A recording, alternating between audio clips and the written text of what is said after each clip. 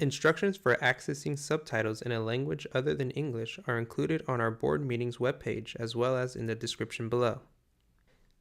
Instrucciones para acceder a los subtítulos en un idioma que no sea el inglés se incluyen en nuestra página web de reuniones de la Junta, así como en la descripción a continuación.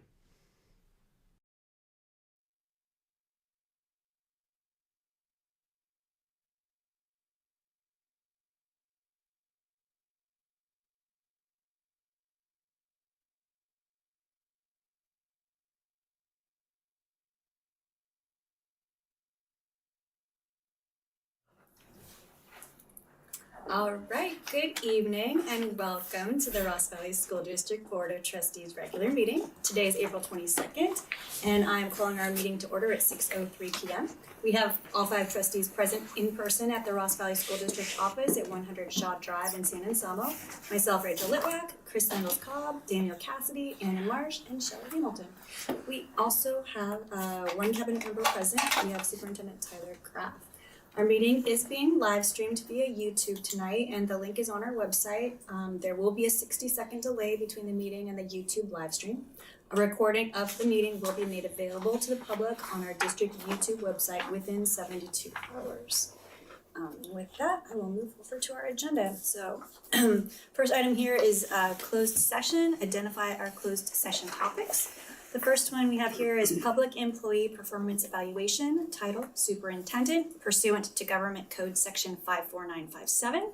And our next item is Conference with Legal Counsel, Anticipated Litigation, Significant Exposure to Litigation, pursuant to Government Code 54956.9, Subdivision D2 or 3, Special Education Program Dispute, 2 cases, Student SSID 626-351-6351, and student SSID 895-631-0387.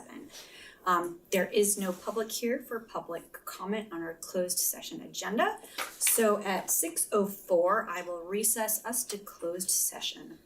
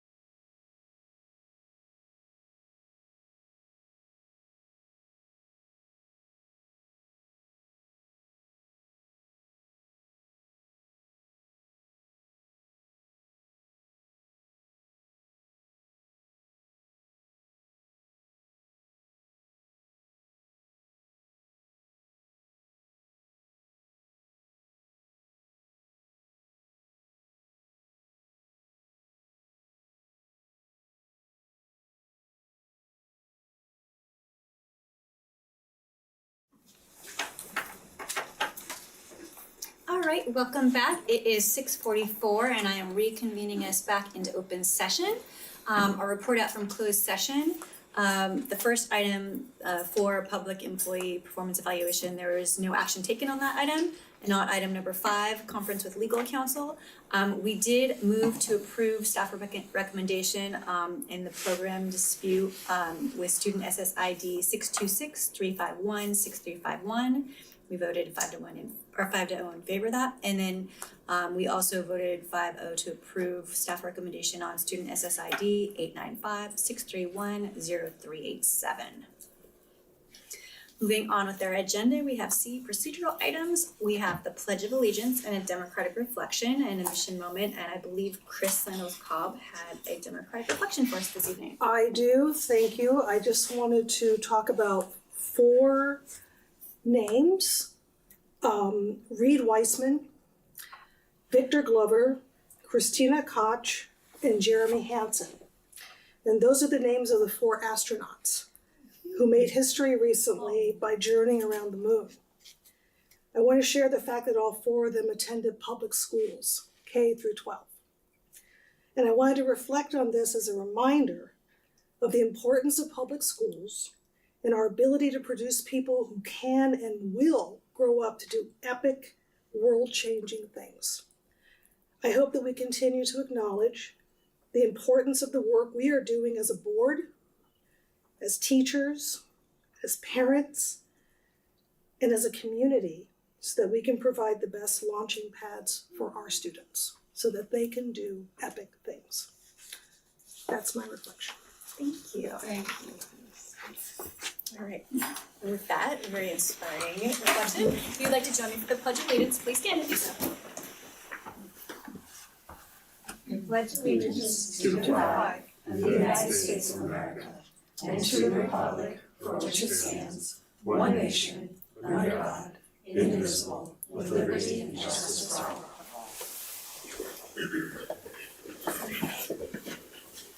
Our next item here is to adopt the agenda and time allocations. Do we have any changes, adjustments? Not, I'll entertain a motion. Make a motion to adopt the agenda as stated. I'll second. Great, thank you, Shelley. Aye. Chris? Aye. Daniel? Aye. Anna? Aye. And Rachel? Aye. All right, so we have an agenda for the evening. Item D, communication. We have public comment regarding items not on the open session agenda. And it looks like I have one comment here. Yes. Okay. Alexander Twig, Yes, you wanna come on up? of course, thank you. Sure. Thank you all for hearing me out. Good evening. Oh, sorry. You have 3 minutes and there'll be a timer up there for you. Sorry. Keep it under 3 minutes. What I want to address with the board is the situation with aftercare for TK and K families.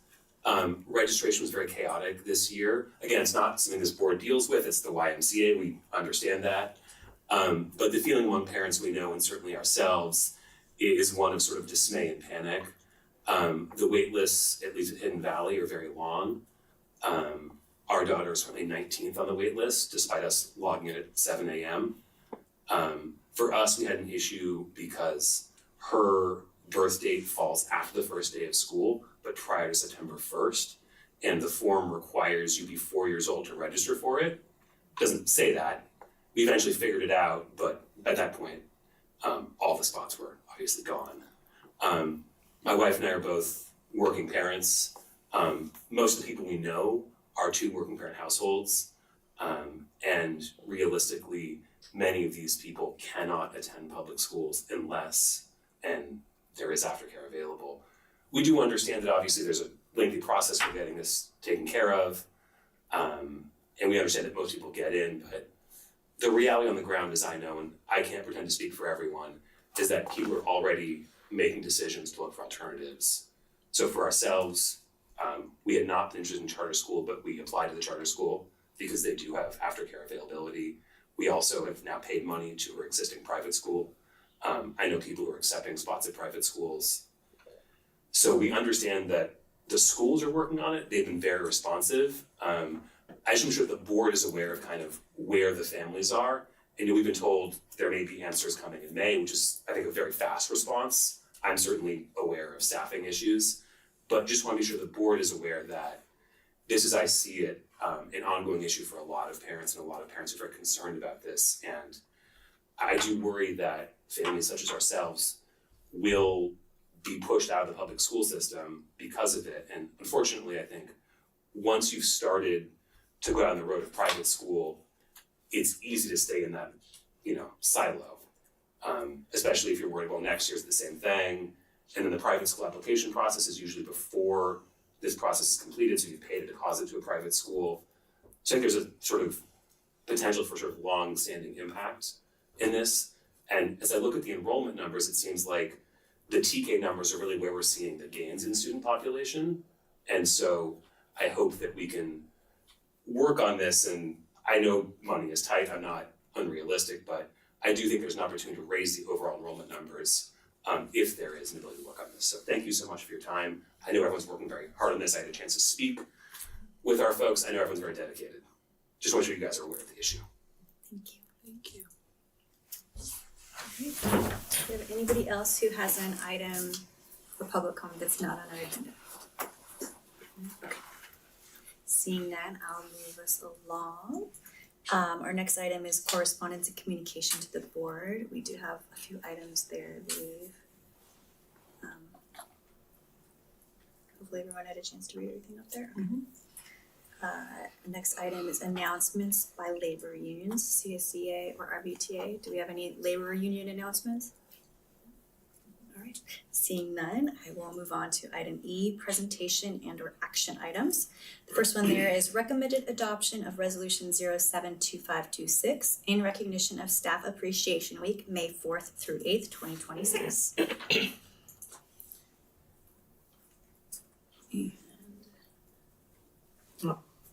I guess that would be me. Yeah. So what we wanna do is bring this resolution to the board for approval tonight, recognizing that staff appreciation is right down the road. We were gonna bring this in the May meeting, but it was like in the middle of the week. It's on, I think, the 5th of May or something like that, so we wanna do it well before. We're excited to celebrate our teachers and our staff. We actually just had a staff member get CSEA Employee of the Year for the state of California. If you read the Marin IJ, there was an article about that today. Thank you, Jorge. You are amazing. We truly have an amazing group of staff, whether it's teachers, classified folks, administrators.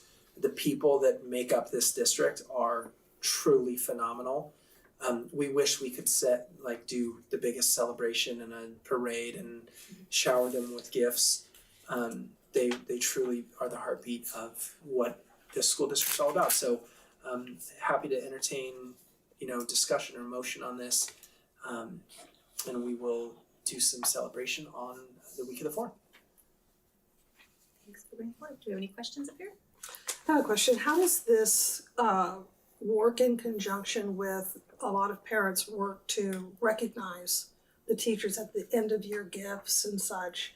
Are we looking at one that might sort of take away from that, or is that this intended to be that time to recognize the teachers individually from parents and collectively from parent clubs and such? Yeah, typically parent clubs this week, the week of May 4th, will have like lunches and, kind of do some of those recognitions for staff.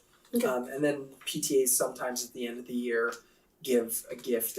Most of our PTAs give a kind of a holiday gift and a birthday gift, and I think an end of the year gift to our staff. Our parents are very generous with our staff. We're really lucky to have that level of support. So it just continues as it is, and it's just been formalized, basically. That's right. Okay. That's right.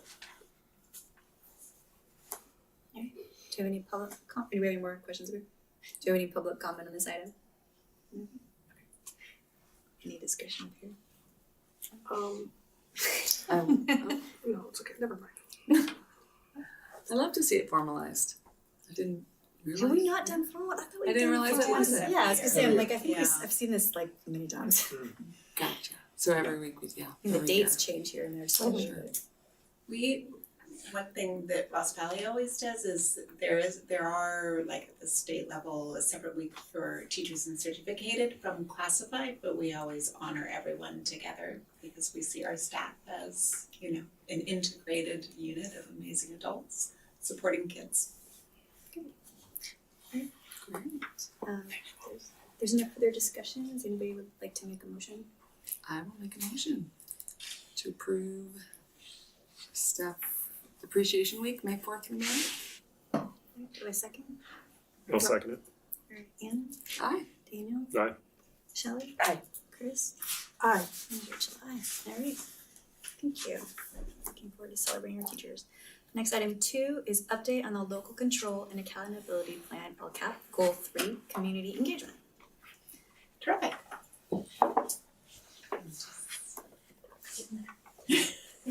Here we are, awesome.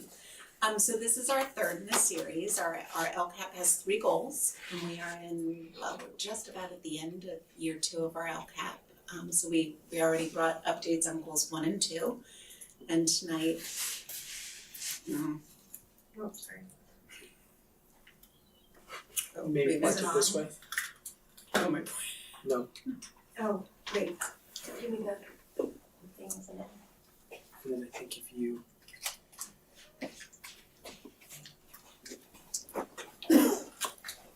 Oh, it's not on your computer. Right there. There Now it should go. so close. Glad we have IT here I'll today. take this. We have the right people. So goal 1 is our academic goal. Goal 2 is around student well-being and wellness. And then goal 3 is really around our community and family partnership and feedback and school climate. All right, and so we have 4 actions, and our first one is around attendance, and Lori is gonna share that update. Yes, so here is the action item. So it's identifying, developing, and implementing a variety of strategies to gather feedback and input from families around and students around barriers that, you know, in order to address attendance challenges. And so we did get started on this by putting some questions in our culture and climate survey that we just did this in the last couple of weeks. And so in the culture and climate survey for grades 3 through 5, we posed the statement, I make an effort to be at school every day because being at school is important. And so look at that, 87% of our students responded favorably, which is fantastic. And so that's telling us that kiddos understand the importance of being at school every day. And you know, we can certainly do a little more work on that to make sure that they understand that the importance. And then because our schools have such a sense of belonging, a lot of kids in other questions responded that they really like being at school because they feel safe there and they have adults that care about them there. In our family survey, we posed a statement, I believe that regular school attendance is an important part of my child's success in school. And I mean, 75% of our families who responded strongly agreed and 23% agreed. So that's, you know, 98% of our 2% said, nah. And it was you know, it was strongly agree, disagree, and that 2% landed in disagree, strongly disagree, 0. So that's incredibly impressive that many families believe that school attendance is important, and it is, and we know that, and there's a lot of research to support that, and we'll work on the 2%. And so anyway, so that's pretty exciting that this is sort of where we're starting from, or that, you know, where we're at right now. From here, we will be doing some empathy interviews and different activities. We also, through our conversations with families at the school site level, we have principals who are and office managers and counselors who are doing a great job connecting with families whose kids do have some attendance challenges. And so those are just collaborative conversations, like what do you need to allow your child to be successful and come to school every day? Some of those things are like transportation. We've provided some transportation to some of our kiddos, and now they have like 100% attendance rates, 98% attendance rates, which has been huge. Sometimes some of our families who are unhoused have a real challenge with that, and so when we are helping with transportation or bus passes, that helps out a lot. Also, our student attendance review board team also poses those questions to families, like what can we do to help support you? It's helping them put schedules together at home, helping them with school avoidance and things like that.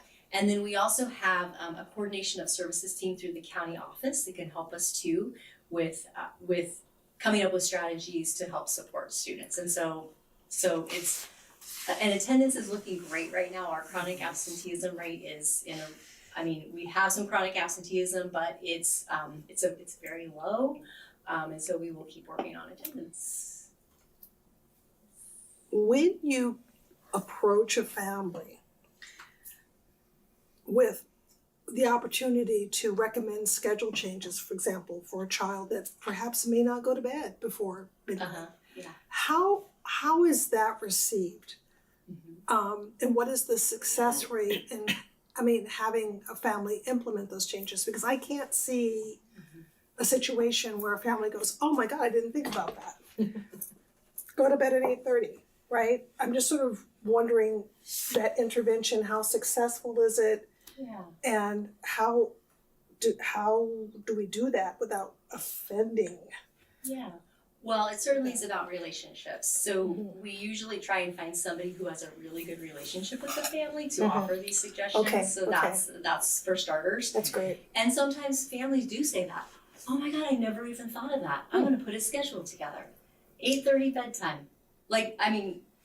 That's true. That happens. Well, There's a recent one that I've been slightly involved in where a student kind of uses the excuse that they are being asked to take care of their younger sibling, but the parent is like, no, that's not true. They're not being asked to take care of their younger sibling.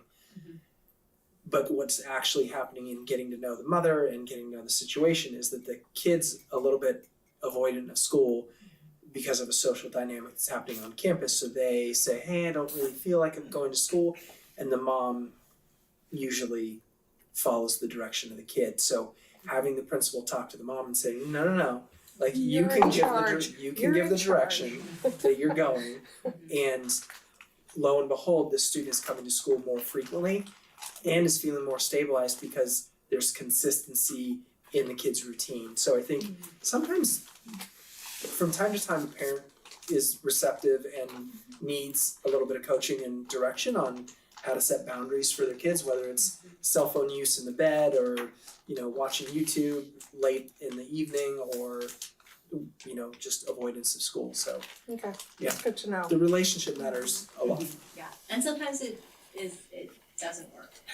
and then at that point we could refer the student to our student attendance review board, where we then there's different consequences and things, but we do our best to give as much information and guidance to the families. And so I think all of our sites do such a great job that to keep those things going. That's great. Yeah. Thank you. All right, our next action is around our equity work, which is to continue to partner with our parent guardians site and district equity teams to provide input into the development and implementation of our racial equity action plan, as well as support for school-wide awareness of cultural heritage months, including disability awareness. And we will start with that. Yes, so we celebrated Neurodiversity Week the week of March 16th through the 20th. Our sites did a great job of having activities throughout the week. On the left-hand side, that whole neurodiversity poster was from Brookside Elementary School. And there were lots of activities for kids to really learn about neurodiversity and that we're all different and our brains work differently and we have to, be accepting of one another. We also there were lots of read alouds throughout the week across all school sites. with books celebrating students with autism, celebrating, just all the diversity that we have. Up in the right-hand corner, this is a really great video called Amazing Things Happen. And it's a video that they showed at Brookside Elementary School to all the kids, just talking about all the differences that we have and that we're all very special and that, we all, there's just different ways that we all see the world. So that's a great video. And then, and actually, all the sites are really interested in doing more of this for next year, and also our Special Education Advisory Committee would like to do something more for next school year. And then all of these resources, I created a shared Google folder so that everybody can tap into it, people are adding to it, and so we'll have a lot of really great resources that the sites can build out. But it was really great, and we're certainly going to continue on with that tradition in the spirit of equity and our LCAP goal.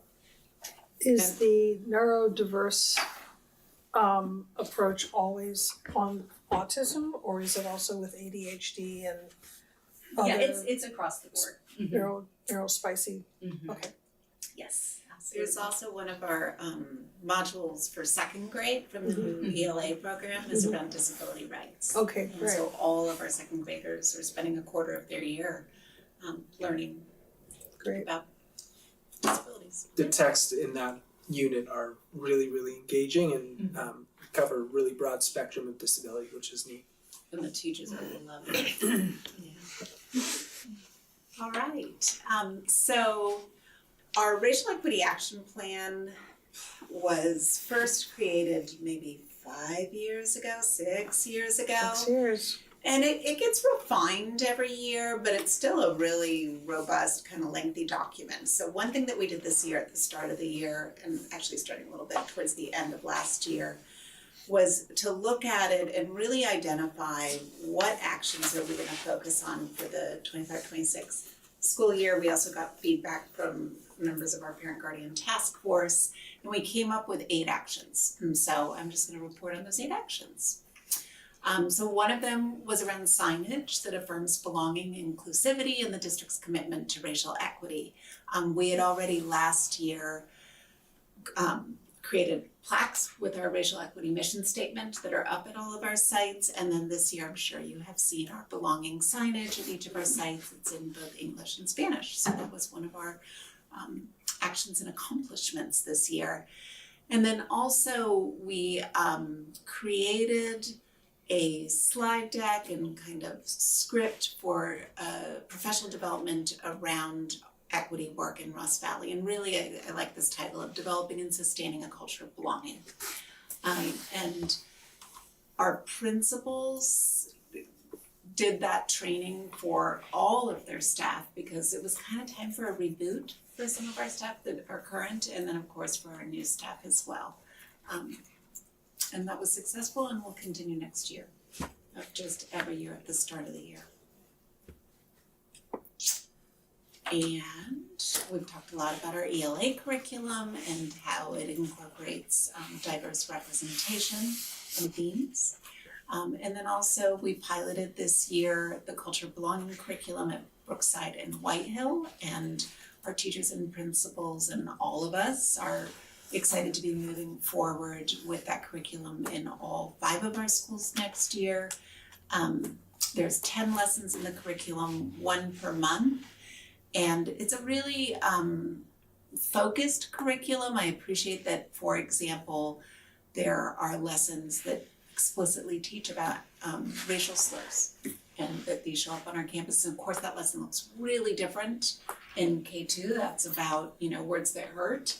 And then as kids get older, we get more specific and just provide language for kids, common language for teachers to really talk about these things. And teachers have shared with us that it's been really helpful when things have come up within the classroom. And then it's kind of hard to see there, but those are slides from the slide deck for both K2 and for 6-8 on the upstander lesson. So that idea that the theme is the same, but you go a lot deeper as kids get older.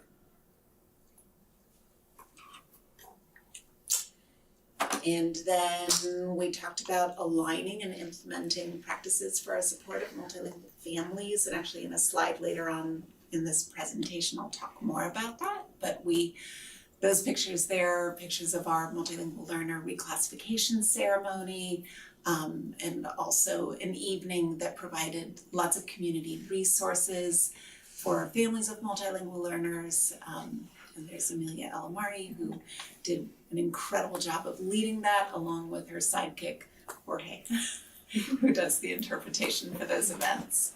And then we had a lot of conversation about the need to support our BIPOC students, to provide, when we can, opportunities for them to engage in affinity groups, anti-bias groups, belonging groups, and I think that the best work that we've done around that has been our SLAM group at White Hill, which, you know, you've heard from the kids. It also showed up in our survey that we sent out when we asked questions about feelings of belonging. A lot of kids explicitly named SLAM when it was like an open-ended question, as something that was really meaningful and important to them.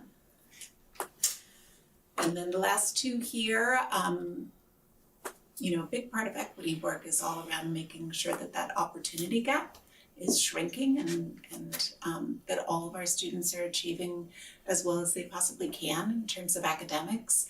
And Sean actually has created this Airtable that allows us to sort and really look at different groups of students, and it's particularly helpful because we have lots of kids that identify with multiple races. And for example, in the past, we only have a handful of kids who identify as Black only, but we have quite a few kids who identify as multiple races. So it's just been helpful to look at their data, and then of course provide supports. And then finally, we worked a lot last year on developing or really refining our protocol for addressing incidents involving race and bias. And that protocol is fully implemented now at all of our sites. And as a part of that protocol, we are also reminding everyone and kind of bringing to the forefront that RIR protocol, the recognize, interrupt, repair, for what to do when things come up on our campuses.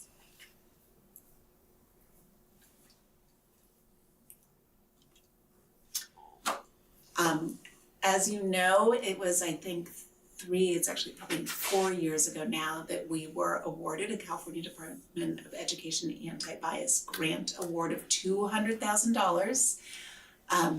The purpose, straight from the CDE, is to prevent, address, and eliminate racism and bias in all California public schools, and make all public schools inclusive and supportive of all people, which aligns really strongly with our own mission and vision.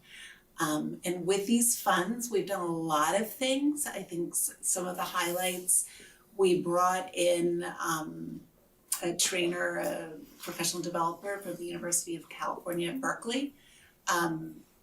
The History Social Science project to train our middle school teachers on ethnic studies principles. We have been working with Deborah McKnight. This is actually her last year that she'll be facilitating our racial equity and our task force meetings, but that's been paid for through the Anti-Bias Grant. Also their parent education series with Dr. Lori Watson. We have been paying for SLAM through the Anti-Bias Grant funds. And then the curriculum, the pilot this year, and also the purchase of the curriculum came from the grant. Sad to see it go. And then action 3.3 is around engagement of our families of multilingual learners, holding our DLAC, our district meetings, and our site meetings, and increasing participation, and also just providing more support for folk who need it. And we've had a lot of success there. We have an English language development coordinator. She has a .2, and she does a lot of the work around administering the LPAC, helping families to understand the LPAC, but also making sure that families have what they need. And she, being Amelia Alamari, has put together these evenings. The Love in Every Language took place in February, and that's the one where we had all kinds of community resources present. And then one that's coming up is called Keeping Your Family Safe. And folk are going to be coming out and giving each of our families these backpacks full of safety equipment that they can take home with them, and teach them just kind of some basic emergency procedures, go bags, that kind of thing. So that's been terrific, and we hope to have a lot of folks show up for that. We've been really making sure that the technology support is available for our multilingual families, making sure that they have a computer that they can have at home, that they have access to the internet, making sure that they understand our systems, that they can get on Parent Square. All of our sites have WhatsApp groups for our Spanish-speaking families. Many of them have site buddies, so parents who connect with families that need that additional support to kind of say, hey, we have this event going on at our site this week, want to make sure you know about it, come on out, that sort of thing. And just I think overall we've seen an increase in our site and district family celebrations.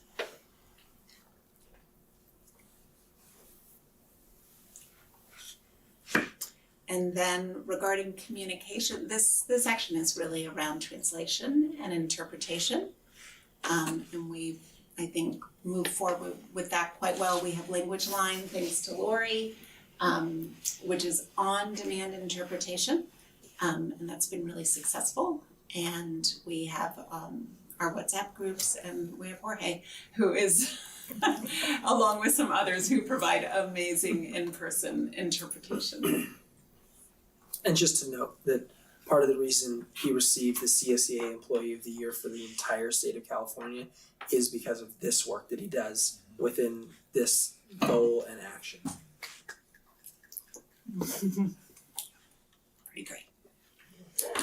All right, so next steps. We will continue communicating our attendance data at the site and district level, and continue implementing kind of all of those actions that have helped us to increase our attendance. We will identify key actions for next year's Racial Equity Action Plan. Affirm systems of support for multilingual students are in place across all of our sites, which they are, but continuing to make sure we're all on the same page there. And then we are working with our principals on when to use which mode of communication. It's amazing to be able to have Jorge come in and do interpretation, but Jorge has lots of responsibilities, and so some of the time using Language Line actually makes more sense. And so doing some work around that. And then just a reminder that tomorrow we are holding our first annual BIPOC Family Cookout and Community Celebration at White Hill, and hope to see you all there.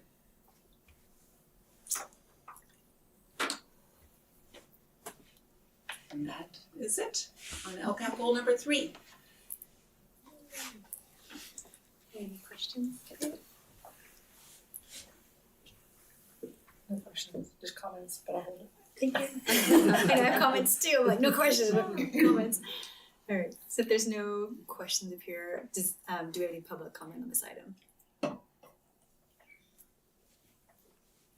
Okay, seeing no public comment, I will bring it back up. I would love to hear your comments on this one if you have them. Come a long way. But a lot more work to do. But I do appreciate the uplift of the neurodiversity.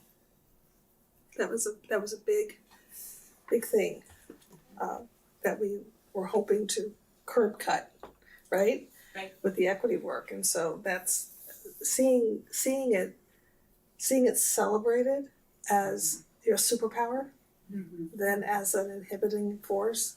I just want to commend the work you've done to get to that place. It's really wonderful.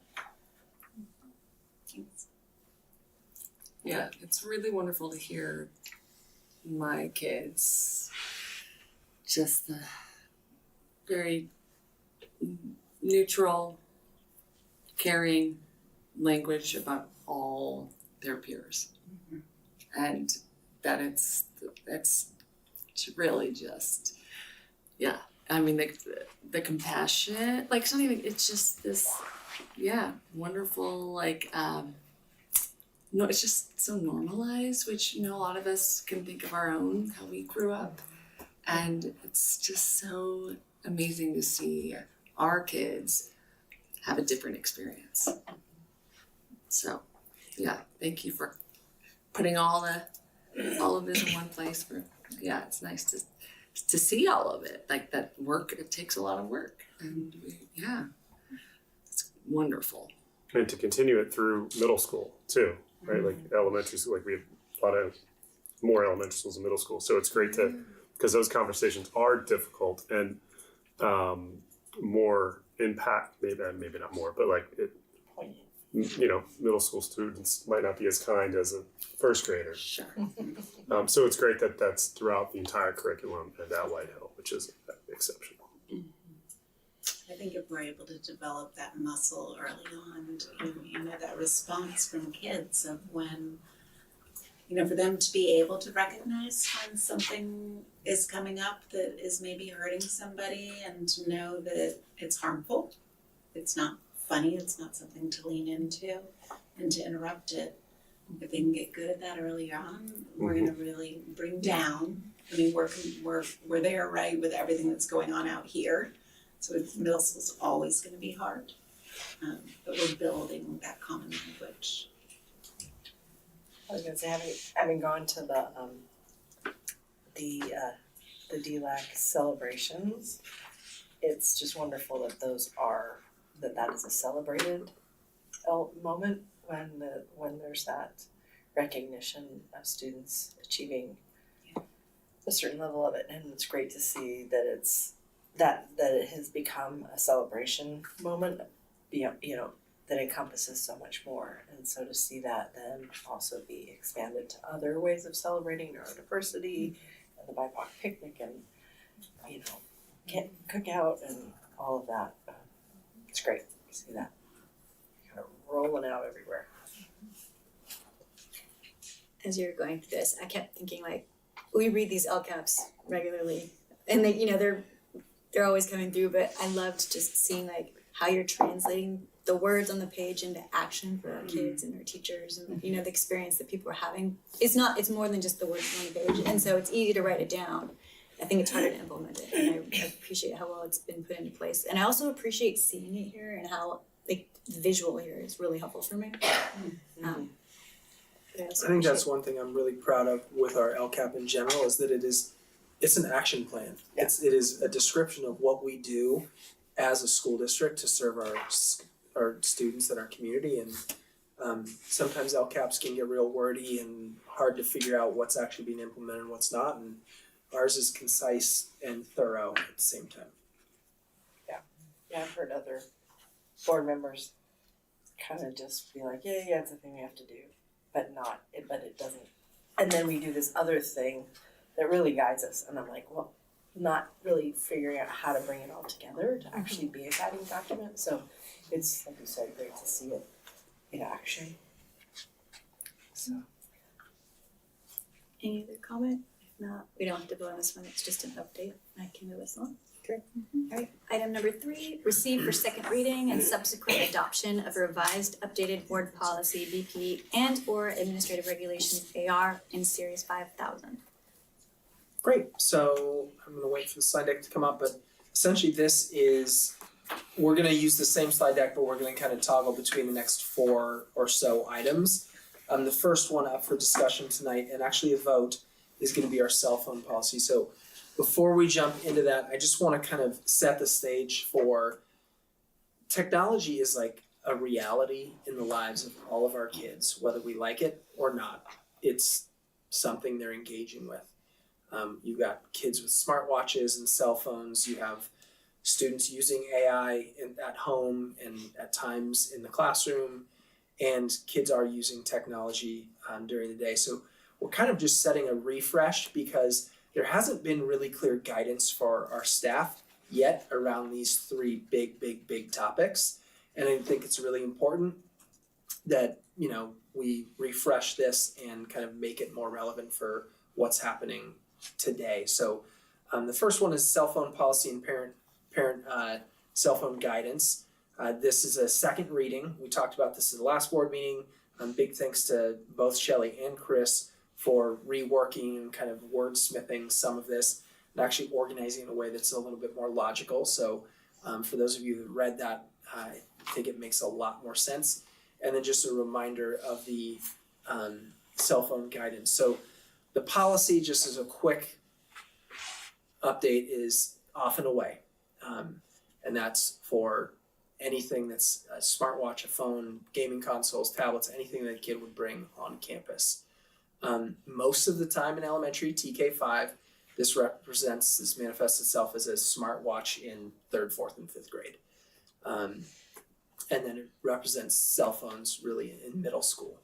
I talked to John and Mary Claire a little bit about this today. They talked with their staff a little bit about it today. What we're trying to do is set a policy and play around with implementation between now and the end of the year, but like fully implement next school year. All the policies right now are off and away. And at middle school, kids have them off or on and away, and they'll sneak it in the bathroom and from time to time. So the staff there would like to see more enforcement, and this policy gives staff and principals the opportunity to enforce this off and away policy more. So really no cell phone use during the school day. There are some allowables that are in the policy. It's really around, let's say a student has diabetes and needs to have a cell phone to kind of track their glucose levels, or if there's an IEP need or a very specific teacher granted exception. There is discipline that our principals already implement, and it's in the policy as well. And then we're going to need to review this off and on. We updated it to 3 years. I think that's a more frequent review based on some of the feedback that I got last time. And then really the guidance for families. I think this is, parents will get to parent however they want, but here's some things that we recommend. Delaying smartphone use and really committing with others. I think Mill Valley has done a really nice job of just almost eliminating cell phones in 6th grade because the parents, not the school, but the parents banded together because it's really a peer pressure thing about getting a cell phone. Modeling healthy use. I mean, I have a 6-month-old at home, and there's times when I'm on my phone and I know she's not reading it the way a 3rd grader is, but like having the TV on or the cell phone on while you're bottle feeding, like you can tell they're more distracted. And I think it's super important that we model that at home. Encourage in-person interactions, sports, music, art, play dates, unstructured playtime outside. Limit social media. If there's one thing in technology that I'm most concerned about with students in a TK8, it is social media and group chats. Full stop. That's the thing I'm most worried about. I think that's where the most mental health stuff comes up. That's where the most bullying comes up. That is where the sense of belonging is destroyed. That in and of itself, I think, is the number one thing we need to be worried about. And a lot of that's on parents. So we recommend that you refrain from social media and group text or set limits around who your kids can text at home. And then just a reminder, like back in the day, if you forgot your trombone or your lunch, mom or dad called the front office, and you can still do that. We recommend doing that and not texting your kid during the school day, and trying to use those modes of communication. So overall, I think this policy is pretty strong. It's going to be about implementation and enforcement. I think that's the hardest part. I was talking to Mary Claire a little bit about it and thinking about, do we do yonder pouches next year? Do we do something a little bit different? And she was leaning away from yonder pouches in our discussion. She has some other ideas she's interested in. We'll probably talk with Sean and a few other folks about what that actually looks like in middle school. I will also add the encouraging of play dates.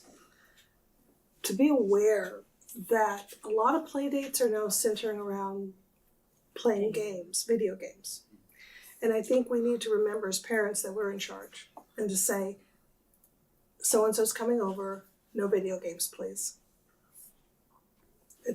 Because that just makes it look like they're socializing, but they're actually going on the screen. And I think when I hear stories of heard stories of our middle school kids going up to go fishing together or ride their mountain bikes together, and that to me is what childhood should be about, is sitting in the backyard, sitting on the trampoline in the backyard and sharing stories and chatting with each other and going on adventures. That's really what childhood before high school should really be all about. And I think some parents that are, in their mid-30s to above don't know exactly some of the things their kids are interfacing with on these online gaming situations. And it's TikTok, and it's what's the streaming one, Sean? Don't ask me. Twitch is an absolute cesspool, and middle school kids are on Twitch all the time, and the types of racial slurs and anti-Semitism, and it's the worst of humanity is on there all the time. And if we're not really clear about that, that's why to me the social media stuff is the thing I'm most concerned about for young brains. Happy to take any questions you all have about cell phone policy, and then we can hear from the community, take comments and have a vote. Appreciated you taking the feedback and organizing. Appreciate that. Yeah, the policy looks. Do you have questions? Oh, questions. Oh, yeah, right, questions right now. Sorry. Will we be looking at something like Yonder, or the ones that Tam is looking at right now? Because So what Mary Claire and I talked about, and this was a first conversation around it, I think we need to get a team together to really think about it that would include teachers and IT team and site leadership there, is finding out what enforcement might look like. I think Yonder pouches are probably a little too expensive and a little too tough to manage. Just a reminder that we don't have a lot of ancillary staff at Whitehill. We've got our 2 principals, and that's kind of it. We've got the front office team and custodians, so there's not a big group of folks to monitor this. So we've got to find a solution that is not the hang it on the back of the door, but not the Yonder pouch, something else. But following Mill Valley's lead, right, where they decreased iPhones with their 6th grade class by 80% last year, it comes from the parents to then reduce that. And so it takes the burden off the schools, and it's all right, parents start realizing we shouldn't give a 6th grader an iPhone or a 5th grader for promotion. That's the ideal parent-school partnership, is that parents reduce purchasing them and set the boundary with their kids, and then there's less peer pressure on the parents to I gotta keep up with the kid next door or for the kids. And then it's easier for us to manage an off and away policy here on campus. Do you see implementing that, do you see the implementation following up with an administrative regulation? I mean, because lots of our policies have the board policy, which is kind of the altitude, higher altitude, and then there's a follow-up with an AR, administrative regulation. And I know last time we had a conversation around how do we make sure that it's not implemented one way in one school and another way in another school, and that's where the district-wide administrative regulation kind of codifies it, if you will, but it's not as binding as the board policy. But it makes it more concrete for everyone and clear that this is a district-wide thing, not just you do it this way here and that way there. So I guess I know something that I don't know how you were thinking of doing that, but that would be a model. I think our principals have an off and away policy and are implementing it now, and it's typically it's a warning, and then it's a conversation with the principal, and you can pick it up at the end of the day, and then it's your parents got to pick it up. That's kind of what most of our principals do in practice now, but we could get more specific with that. I think one thing that's coming up with around all of these tech policies is a need for kind of a steering committee to have parents and staff and teachers kind of workshop some of these ideas, because to just bring the CSBA policy is not it works for most of the CSBA policies, right? We go through them all the time and most of them are just fine. But I think cell phone and AI are two good examples of more input, more conversation before final implementation. And there's a couple of like PTOs and PTAs across Marin County that now have like a parent representative for technology as part of their PTO. So it just makes it part of the community and parent led as an official role in that organization to share, hey, this is research or this is what we're doing from education. You know, so that's moving. Yeah.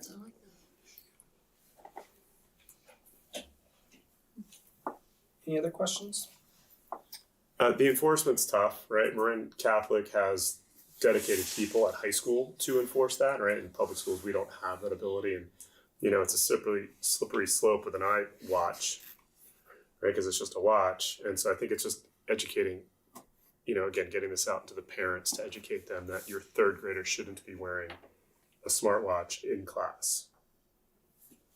Right, it should be, and just reframing that, because we're on technology all the time. Like we forgot, like, oh yeah, great, I just got buzzed, I got to do something. So it's just ensuring that the parents are reminded that. Yeah, I know that they take the watches off at middle school. It's enforced, right? Yeah, because really, because it's when I'm on campus, and I'm on campus at all 5 of our campuses all the time. When I'm on campus at middle school, I almost never see a cell phone. Middle school kids are sneaky. They know who you are.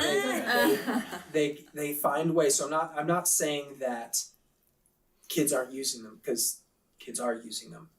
But it is not pervasive. It is not out in the open. It is a kid sneaking into the bathroom to send a text back to their parent who said, remember, or maybe there's their teacher, or there's a group chat or whatever. And I think that having them off and away is the first step, and actually having parents not purchase them in the first place is really the ultimate.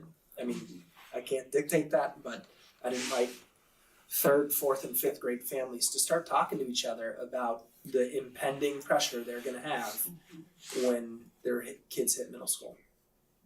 And using it as an incentive to say, if you can bring your grades up, I'll get you a phone, right? It's a lot of that going on. And I think there's I spoke to one of our parents when we were developing this policy early in the school year, and that parent was a tech wizard, and he made sure that any number that went into his daughter's cell phone was approved by him. He had so many limits on his daughter's cell phone that he knew exactly who she was texting. She couldn't text 2 people at the same time. He had set up so many restrictions, but I think the average parent purchases it, gives it, and now you have unmitigated access to the internet and everything that you can find on there. So I think parents, if they make the choice, and some parents are going to make that choice, really need to teach themselves how to restrict what students have access to. How will this, once it's approved, how will will there be meeting, training, how will it go then staff through the staff? I just want to reiterate, this is what's happening in our schools today. Right. So it's just us formalizing it. I will send out a parent square to our staff early this week just to say this is officially board approved. Elementary schools, nothing's going to change because it is what it is. It's already happening. Middle school, I think there's going to be some conversation around, like, I would say 90% of our staff at middle school are happy to see this and want to see more enforcement. And there's a handful of middle school teachers that are like, wait, I like to let them listen to Spotify while they're writing. Or, a science teacher who needs them to use the timer on their cell phone to measure the length of a drop or something that you're dropping from 3 feet. So I think there's some conversation around that at middle school. And then I'm going to send a parent square to families about it probably next week. Yeah, I mean, I think the enforcement piece is going to be really important because I think that's really where yes, we're formalizing it, but also it's much more detailed. And so yeah, I think that however the principals handle it, but certainly a review, I think, would be very important for the staff. Along those lines, do we have the ability, technology-wise, to be able to identify number of non-district devices connected to our connected? And I know like with cellular connectivity, maybe not so much, but they probably also are Wi-Fi to be able, and I'm thinking in like the carrot, not the stick, where you could even have like a, hey, everybody, if we get down to like 0 devices, you know, we're running low, you know, if we get down to 0 devices, we have some sort of celebration where everybody's kind of in on a positive thing of like bringing it. I don't know if that you can even do that. But. Technically we do, because our networks are segregated and our staff are given passwords to get onto a different Wi-Fi network. So in theory, the only ones who are working on a very limited bandwidth network, which is the student one, would be those student cell phones. So in theory, yes, we'd have a general idea. I don't know if they'll even say for sure. Right, but as an aggregate, you could say, hey, we brought down the IP traffic by 60%, or we got down to like 0 discernible devices, or something like that. I don't know, maybe as a group goal, a positive group goal for them to have, if you could run reports like that, I don't know. Yeah, I mean, I would just say that out of all the schools I've worked in, our schools are extremely tech-free. Our kids really don't use cell phones out in the open very often. Our policies already are off and away. There are already consequences for kids. So this is not a landslide change. This is more of a, a cementing. And I think that the 2 short takeaways here are: parents, don't buy your kids cell phones until they go to Archie. Thank you. And 2, if you bring a cell phone to school, it needs to be off and it needs to be away. And parents, don't text your kids during the school day. Those are kind of the few things that I would take away from this. Do we have any statistics on how many times kids are being disciplined for using phones at our various schools? I could ask the principals. I think it's probably 0, or like it's super low in middle school or at elementary school, and it's like, more frequent at middle school. But I can ask the principals. I mean, just as an example, Wednesday at lunch at Whitehill, Mr. O collected 4 cell phones in a matter of 30 minutes. So they just collected 4 cell phones. Oh, Chris, you're on your cell phone? I've given you the warning, give it to me. Yeah. And he just brings it to the office. So, yeah, this policy is in practice. Yep. Any more questions? Do we have any public comment on this item? I would just wanted to encourage more of our, Daniel would know a lot about this, but the kids in real life ambassadors that we have kind of started doing in Marin this year, where every school has ambassadors, and then we kind of try to brainstorm between us as to how do we actually implement that. And because it's very different grade, like the conversation that are for first graders are very different for the fifth graders, but I think that was the big thing that helped Mill Valley, is that the fifth grade parents, before they went to middle school, they got together, somebody got up on the chair and said, here's what we're gonna do. You're not gonna buy your kid a cell phone as an elementary school graduation present. And that's how they turned it around. Once you're ready, the middle school, it's kind of almost too late.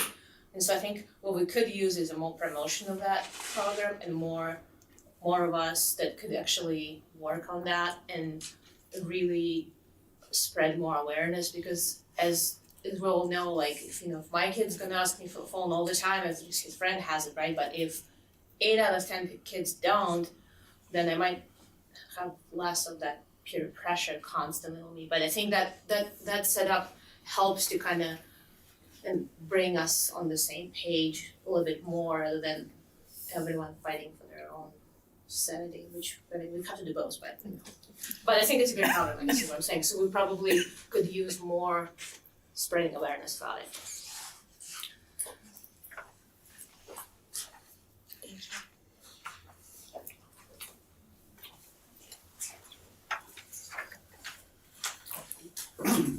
Thanks.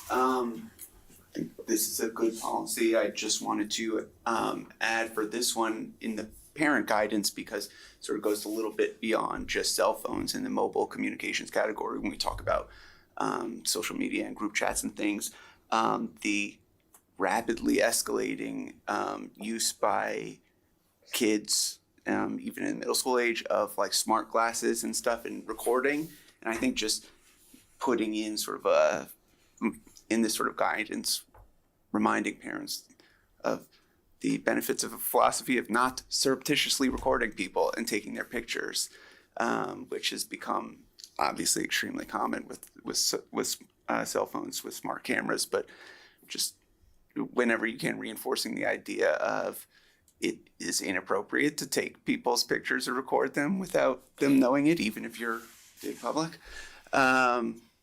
And for the Yonder Pouches question, I think, that creating systems like that may make it easier for kids to say to parents, like, I can have it because there's a system at my school for dealing with it. On the other hand, obviously, if it becomes such a big issue, it's no reason to reflexively oppose it. And then for some of the kids, I think some of the examples given of talking to parents actually helping is reminding parents, hey, don't text your kid during the school day because it distracts them. I think along the same lines, even parents that know their kids have devices and for them calling the office is not sufficient and want to be able to reach their kids, telling the school or just having the same sort of opt-in forms you get at the beginning of the year, like, does your kid have a device? Yes or no. I am sure there's some sort of insurance element, but do you want the kid to leave it in the office during the day and pick it up after school? Because you, parent, probably also don't want your child checking their smartwatch or smartphone during the day, and you only have it because you need to communicate with them when they're going to practice or other things after school. If I would not normally want the school to be the storage unit for these sorts of devices, but if we're collecting them anyway, when they're just seen, I don't know how different that is. Thanks. Thank you. Do you have any more public comment? No. Okay. We're back up here for discussion.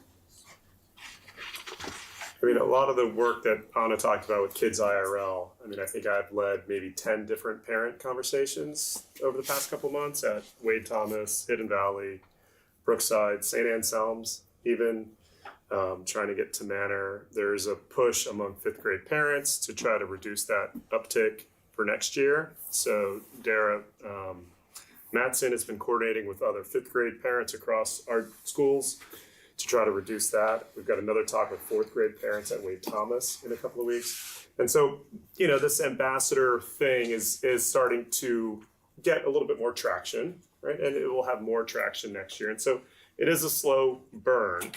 But as more people realize, hey, this stuff isn't great for kids, it is educating the parents on, hey, call the office.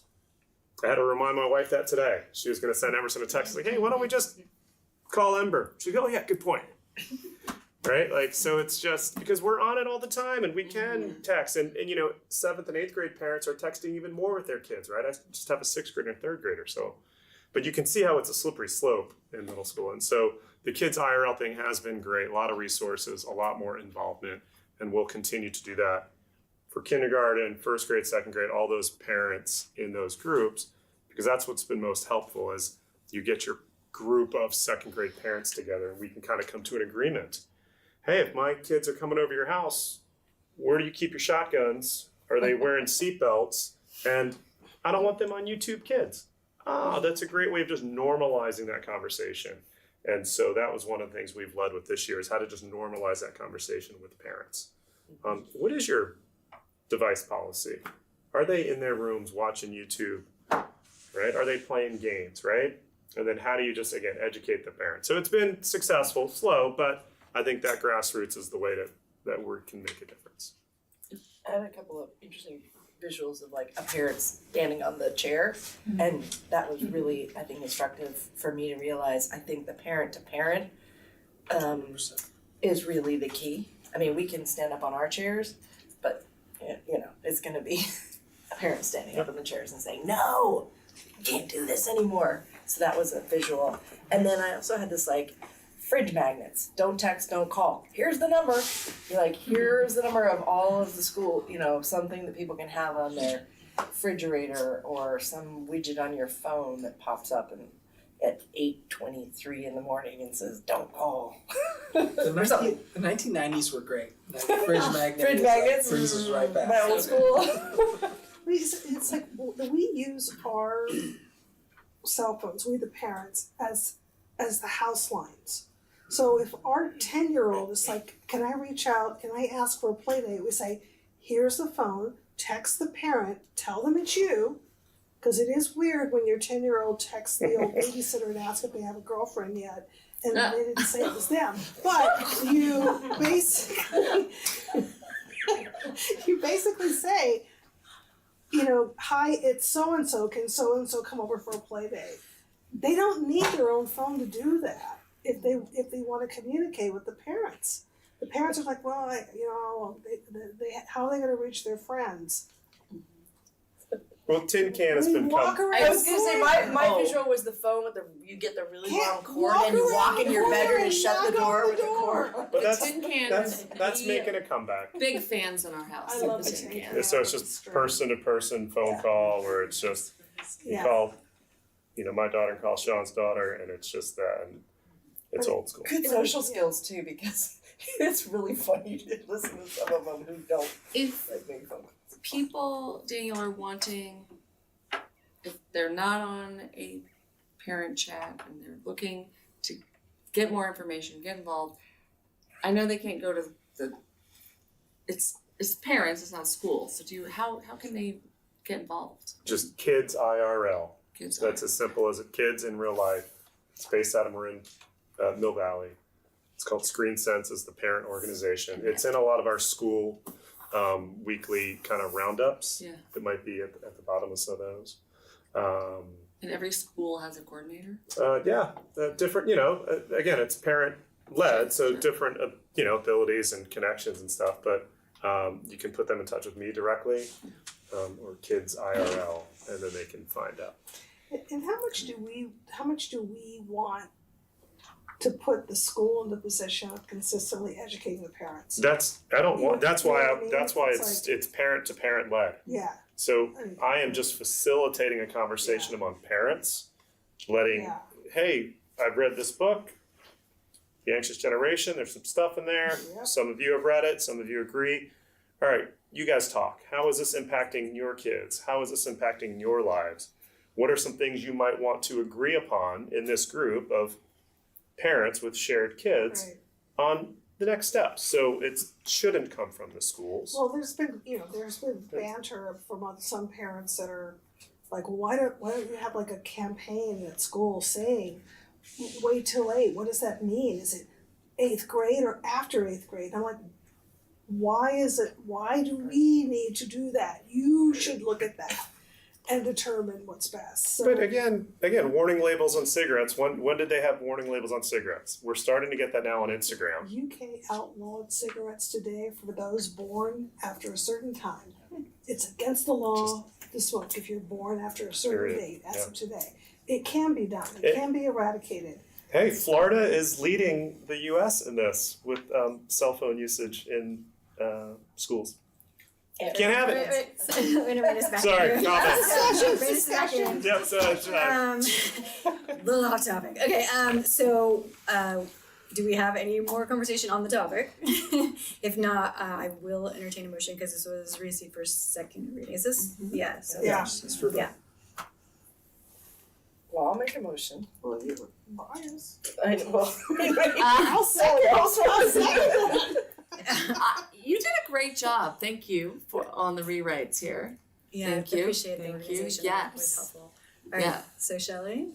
Yeah, I'll make a motion to adopt board policy for digital devices, mobile communication devices, as presented. Board policy 5131.8, mobile communication devices.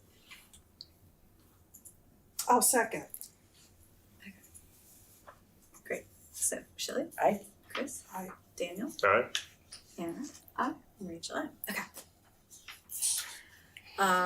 The next one is receive for first reading board policy and series 0000, philosophy, goals, objectives, and comprehensive plans. Governance policies. This is the AI policy. Okay. Great. So I'm going to introduce this and I'm going to pass it to Sean. First, I just want to kind of do a retrospective that this is a policy that the board has been asking for us to bring for quite some time. I think you've asked maybe 3 to 5 times this year. And I think it's really important that we have a conversation around this. When we looked at the CSBA policy, which is typically what we do, is we bring the CSBA vetted policy, we bring it to you all. Most of them just kind of get a little bit of feedback and we move forward. The CSBA policy is less of a policy and more of a filter for how you actually implement or use AI. So I think there's room for feedback there for sure. Because the CSBA policy is so limiting, Sean and I felt like it was important that we at least brought some guidance for like what it looks like in schools. And we looked at both a local school district here in Marin County who already has a policy that's adopted and is using some guidance with their staff and students. And we also looked to kind of a national leader on the East Coast for some feedback too. So we kind of took that and put that together along with the legal guidance that I've received around not using personal identifiable information in large language models for staff. So that's kind of just some of the context. And then I also want to say we're not voting on this tonight. This is a very first draft. There's 2 ways we could have gone about this. One way is we could have spent a whole semester doing engagement on it and come to you with kind of a final product. What we've done is kind of bring you a draft for feedback, and then we're likely going to have to go back and get more input and revise this before bringing it for final vote. So I would assume that we're probably not going to bring this back at the next meeting, but maybe in June or maybe early fall for a final vote on this after we kind of get more into the weeds. So I think the pressure from the board to like, let's talk about this now, put us in a position to kind of bring you a more drafty model today that's going to have more discussion and feedback than if we had had more time and a runway to really dig in and get like a polished final product for you to kind of rubber stamp. So just want to kind of name the process difference there. I think Sean and I wrote this policy with a lens of limited to no AI use in our schools for students. So TK5, pretty much no AI at all, with 6 through 8, some modeled supported AI use with the teacher and some instruction. I think through a couple conversations Sean and I have had, the way it reads to a person who's just read it is we're opening the can of worms. And I think so there's some room for us to have conversation around that. So is that helpful context before we dig into the actual stuff? Yes. Yes? Okay, great. Okay, so that's the cell phone one, and here's the AI one. This is kind of a summary of what both the policy has and the guidance. So I'll hand it over to Sean. So I want to set the stage for some of you that don't know. I've been here 16 years in Ross Valley in the tech department, and when I started, we barely had fully functioning computer labs with enough computers for an entire class of students. So to be sort of started there and be where we are now, where not only do we have devices in the classrooms, but we're having to talk about artificial intelligence and what role that plays, it's a little mind-boggling.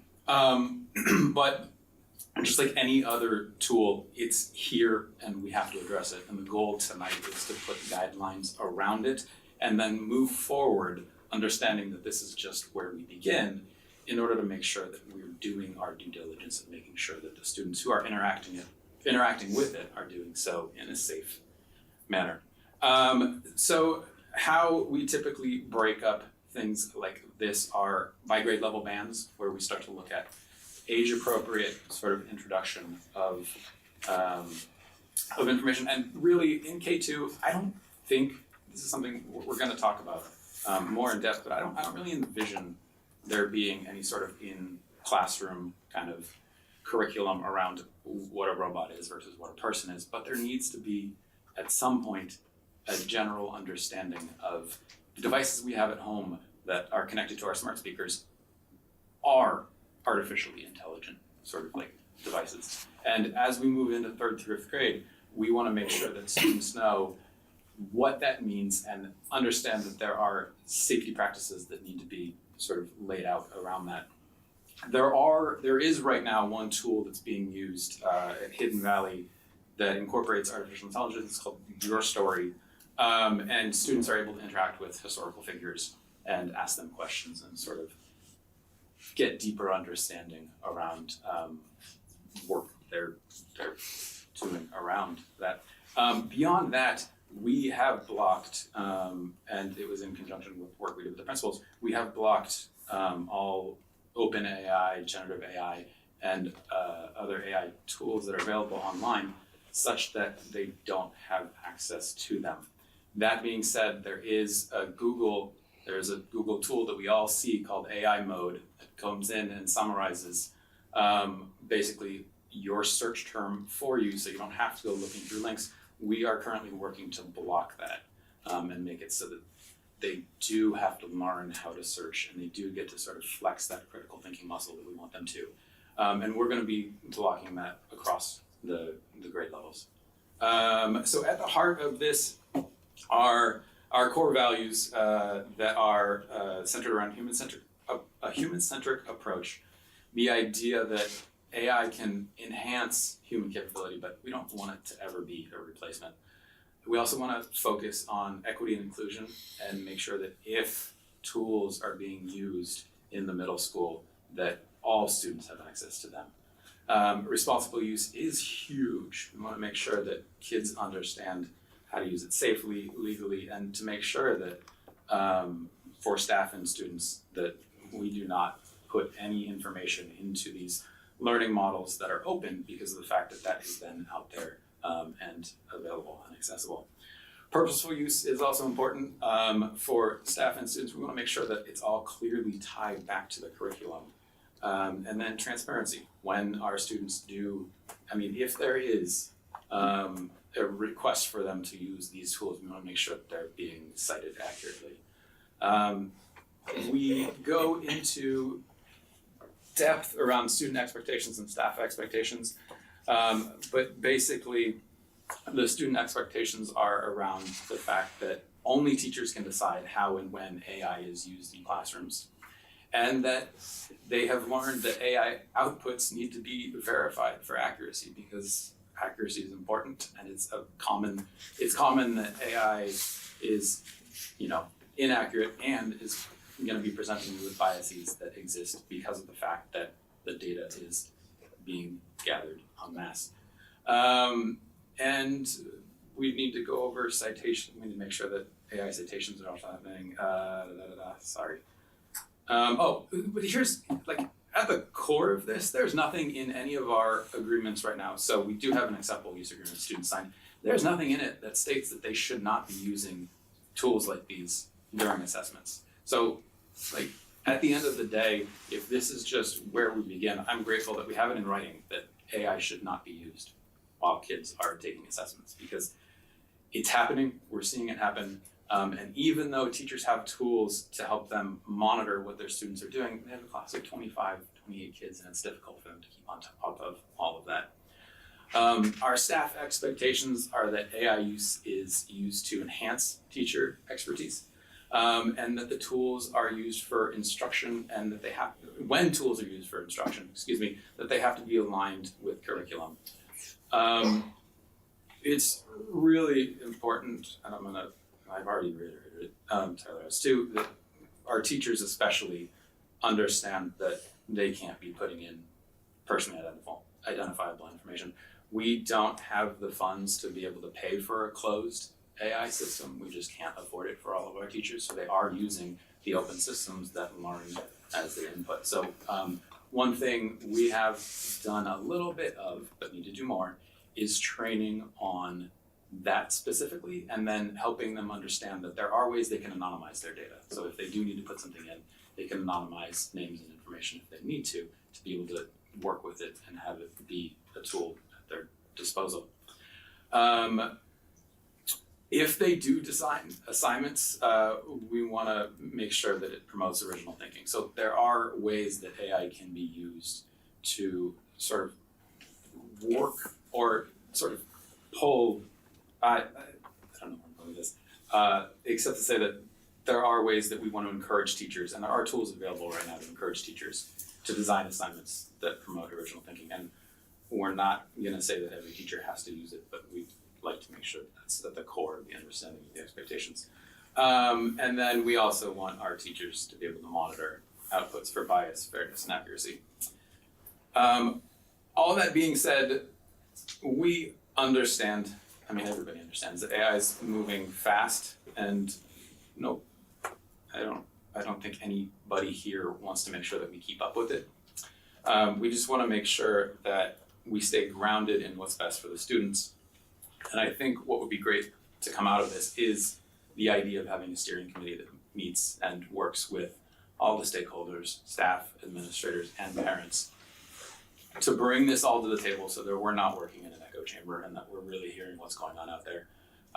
That being said, this still needs to go to Delight, and we're the Delight team, which are our teacher leaders, and we're excited to bring it there and then work from there to be able to bring it back to you guys at some point in June maybe. So yeah, living document and work in progress, but it's something we really have been needing to address, so thank you for bringing it all to the table.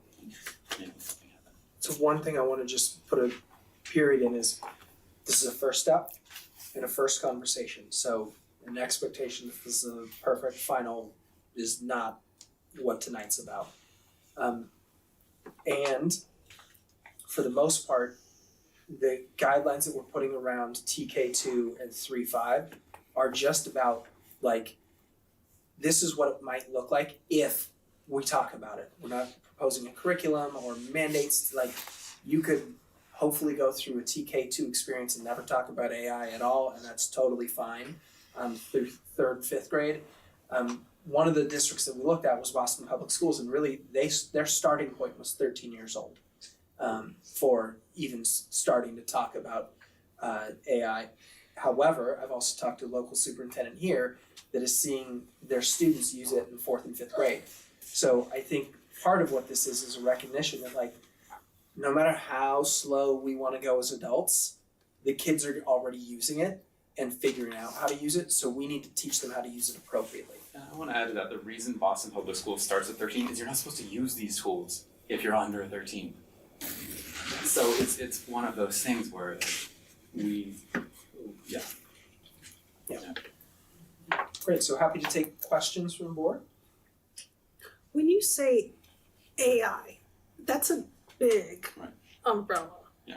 Are we to assume that you're talking about ChatGPT? Are we assuming that, what are you saying when you are referring to the usage of AI? Right, so when we're talking about AI in general, we're talking about ChatGPT, Gemini, Claude, your sort of typical, you have a question, you input it, it outputs an answer.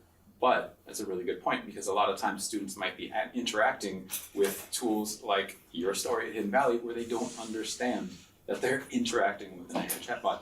And at the very same time, it's susceptible to those same exact sort of faults that the open generative AI tools are as well. So it encompasses a lot. And the reason we want to make sure that in grades 3 through 5, they're getting information, they're understanding the breadth of it, is because they might not even realize. I think a good example is a conversation we were having, because we do have a platform where teachers can monitor what's happening on a kid's screen, so you can kind of block and monitor who's on the EL education content versus some other content. And I think where we're seeing AI use the most in our middle school is kids Googling things and using and referencing the AI summary at the top of Google. And I think we were talking about this today.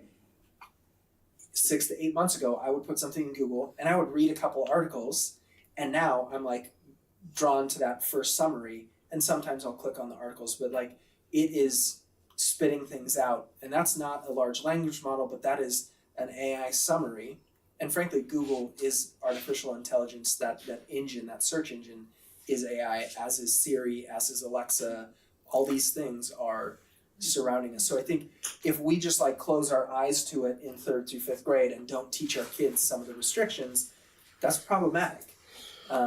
And then I think in terms of actual use, the use wouldn't really happen until 6th through 8th grade. But are we actually teaching them internet safety? That's in essentially third grade, Yeah. 4th grade. So There are parts of that curriculum that come into play. yeah, okay. I have just a procedural question, because this is separated into 2 agenda items, but there's basically 4 board policies there's an artificial intelligence policy, and then there's the then there's the 3 board, scrolling through here with my glasses. there's a lot tonight. And Right, that- but am I correct that there's So that- 4 board policies there tonight? are 4, 5, 6, 7, 8 things we're talking about tonight. We've got the cell phone policy, which you just approved, Yeah. along with the parent guidance. Right now, we're talking about the AI and the AI guidance, so the policy and the guidance there, knowing that this is the first conversation. And then the next one I'm gonna lead, which is, actually Sean's gonna lead the tech guidelines, and then we don't need to make a vote on that. And then it's a first read of student acceptable use, staff acceptable use, and then adult student interactions. And the reason that's relevant, I'll talk about a little bit more, is just, online gaming with a teacher, or a text group, or following on social media and setting parameters around that. Those are all first reads that we'll bring back to you for vote in the future. So all the voting for tonight is done. Everything else is first read. Got it. That's helpful, because I noticed that some of the technology things referred including AI, and there's this kind of overlappiness to them, and Yes. so it's helpful to have them all together, I do think. So I just wanted to make sure that I had seen the whole picture before. I think what we're doing is like the right thing to Yep. bring this all together. Yep. I didn't really realize how animating technology was gonna be and how deep we would go. So I think in retrospect, bringing it all at once is a little much for one meeting, but there's a lot of connections here. I mean, yes and no, because at the same time, it's helpful to have all of it in context, so that we don't like do it one piece and then you come back with technology, and then we're like, oh, actually that means we should change the one that we just approved because this technology thing made me think of something. So it is a lot, but I also appreciate that it is connected and presented here all together, so I appreciate that. And then again, the other question is there's lots of edits on those, so you took the CSBA and then did all those edits onto those, So correct? the CSBA one, I have to say I'm slightly disappointed with CSBA, with putting this one out. It is just basically an approach to say it needs to be student-centered, staff-centered, ethical use. It's pretty boilerplate. We did add the yellow and the underlined on the back of the policy or at the end of the policy, but that's all. that. I think there's room for us to maybe make a stronger statement at the forward of the policy itself. And then the other technology ones, again, we're not there yet, but you did more editing on those ones. Yes, I did some more editing on those ones, yes. That was just a procedural question. Yes. So I think one of the reasons that Anne and I had both asked for an AI policy to be brought forward at some point for us to look at was because we were at a Marin County School Boards Association meeting where they spent about 2 hours terrifying us, saying that we needed to have an AI policy. So like Marin County, basically, their Office of Education was like, y'all need to get on board with this quickly. Have they released anything to that? The biggest thing, because I sat through with the superintendents, I sat through that same meeting. The biggest thing is you need to have a policy that says no personal identifiable information in open large language models. That's really it. So there's no like, this is why Sean and I looked to a local school district and a larger school district that's well known throughout the country for like a more robust thing, because our tech department is 2/3 are sitting in the room tonight, where some of these larger school districts have a team of 50 or 60 that are all focused on this. So we have to rely on other districts doing some of the work in order to get us started with something this complex. And a question on that, I mean, do we have the capacity and the funding to put in those needed parameters, you know, especially in the middle school, to keep the kids from relying on the summary, AI summary, or going down those rabbit holes of misinformation? Because AI still is MSU, a lot of it. If it doesn't know the answer, it's gonna make it up. And we don't have the critical thinking at this point I just wonder, like, how are we gonna do this? Do you want to talk about the Google summary that we talked about? I mentioned that we're going to be turning off the Google summary. And that's It's a little more complex, Yeah. and obviously Google isn't going to make it a very easy thing for us to do. Right. But there are workarounds that we've been experimenting with. Basically, will we be able to make the curriculum a component? Like, Julia, I want to say that there are plenty of resources out there. I mean, Common Sense Media has an entire sort of guided approach to this. It's just a matter of basically identifying a big enough need and then working with, which there is, and then working with our teachers to build it in at the middle school, especially. I mean, 6th grade is a whole unit that they do with all of the kids on, safety and digital footprint and all of those things. And I honestly don't know at this point how much they've integrated the AI, but I went on Common Sense today and spent a lot of time on their lessons, and they're really good lessons, and they're set to go, and clearly that's needed. I think also digging into Hapara, which is this program that allows the teacher on one screen to see all of their students' screens. And then what you can do are these guided lessons where when the students are pulling up the internet, the only thing they can look at is whatever the teacher has bookmarked of, this is what you're on.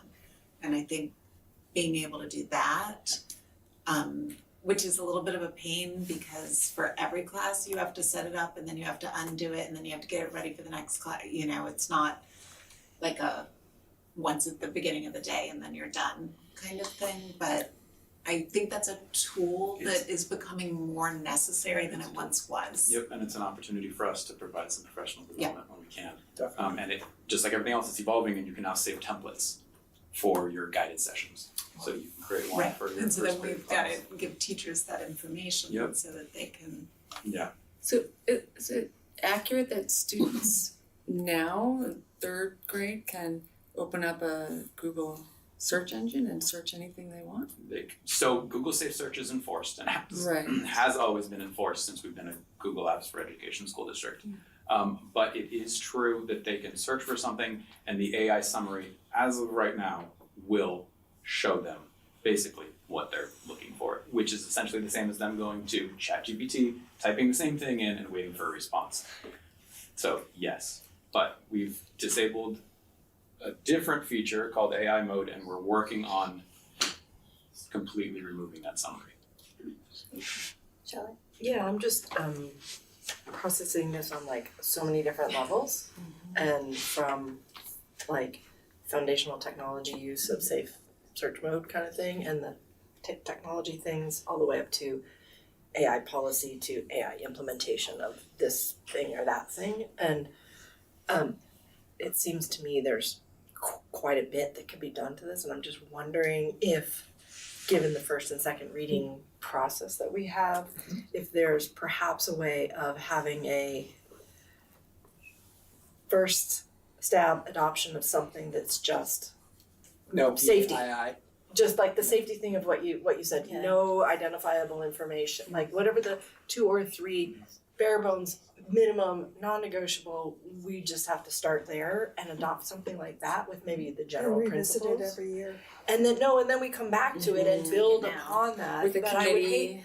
But I would hate to have us stall out on adopting something because we're trying to adopt Right. everything. Yeah. So that's just something that I'm wondering process wise is to look at it. I think Because there's Yeah. been fantastic when work we- here. So tonight, if we move through this, hear public comment, I'm sure there's gonna be some public comment, have more discussion.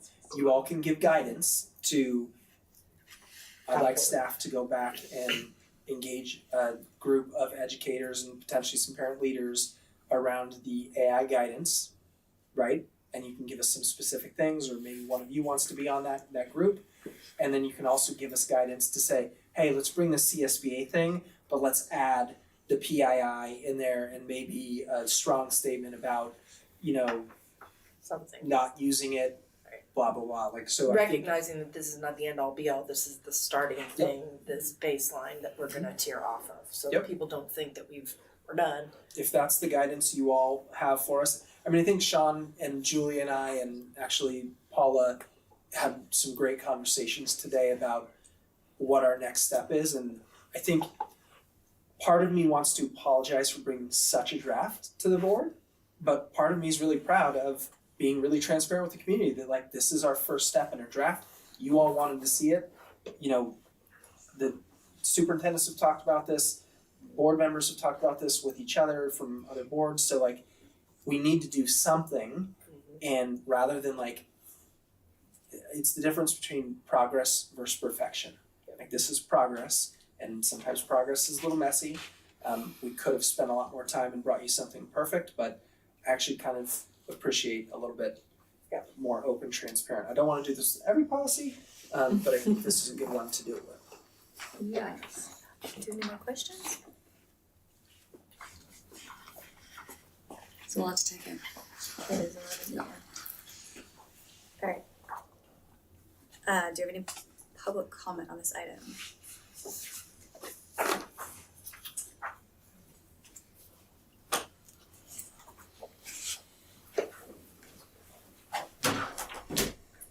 Thank you.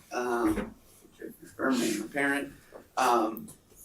Sure, it's obvious from my emails how I feel generally on this. I appreciate the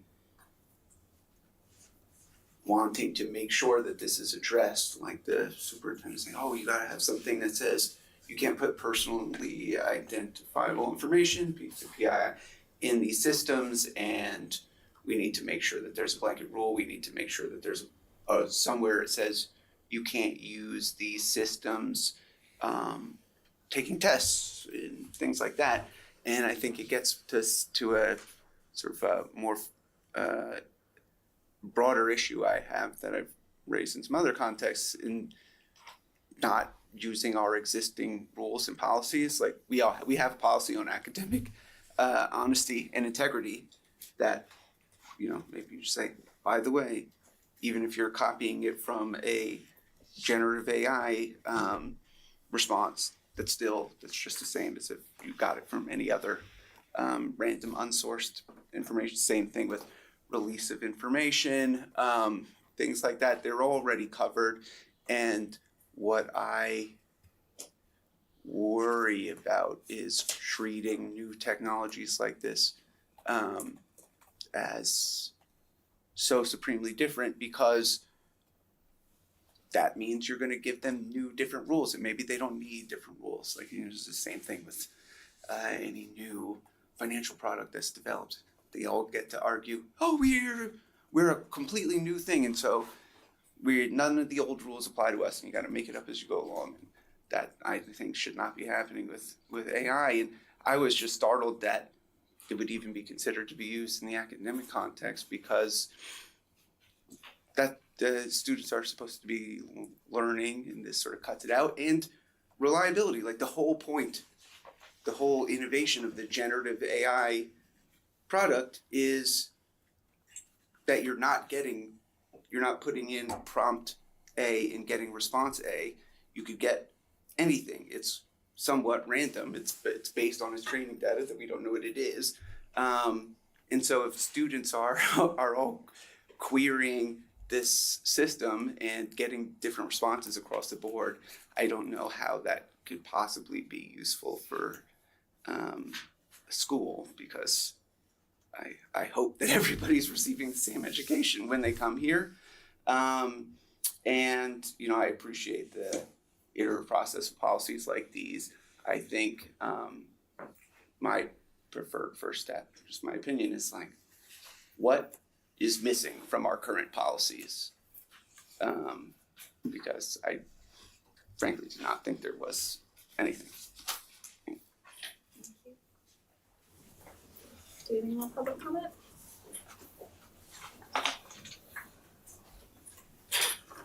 I think while I appreciate the importance of not putting personal information, obviously, and that's clear to everyone, what seems to be missing from my perspective is that why do we even have third graders sitting on the computers that are connected to internet, and so that they can do a lot of this stuff in third grade?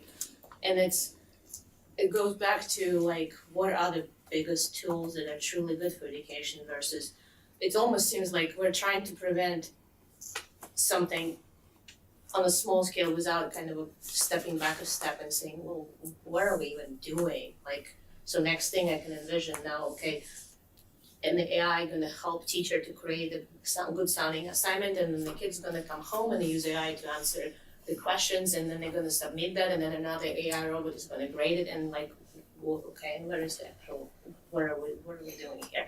So I think we have to, obviously it's important that personal information is not entered, absolutely, but I kind of see the bigger picture is kind of like missing from where we are now, and I feel like that's as equally as important, just in terms of what are we about to one step away from having AI robot teaching our kids in third grade and not, and I kind of feel like that part was not addressed in any way in this totally understandably draft form.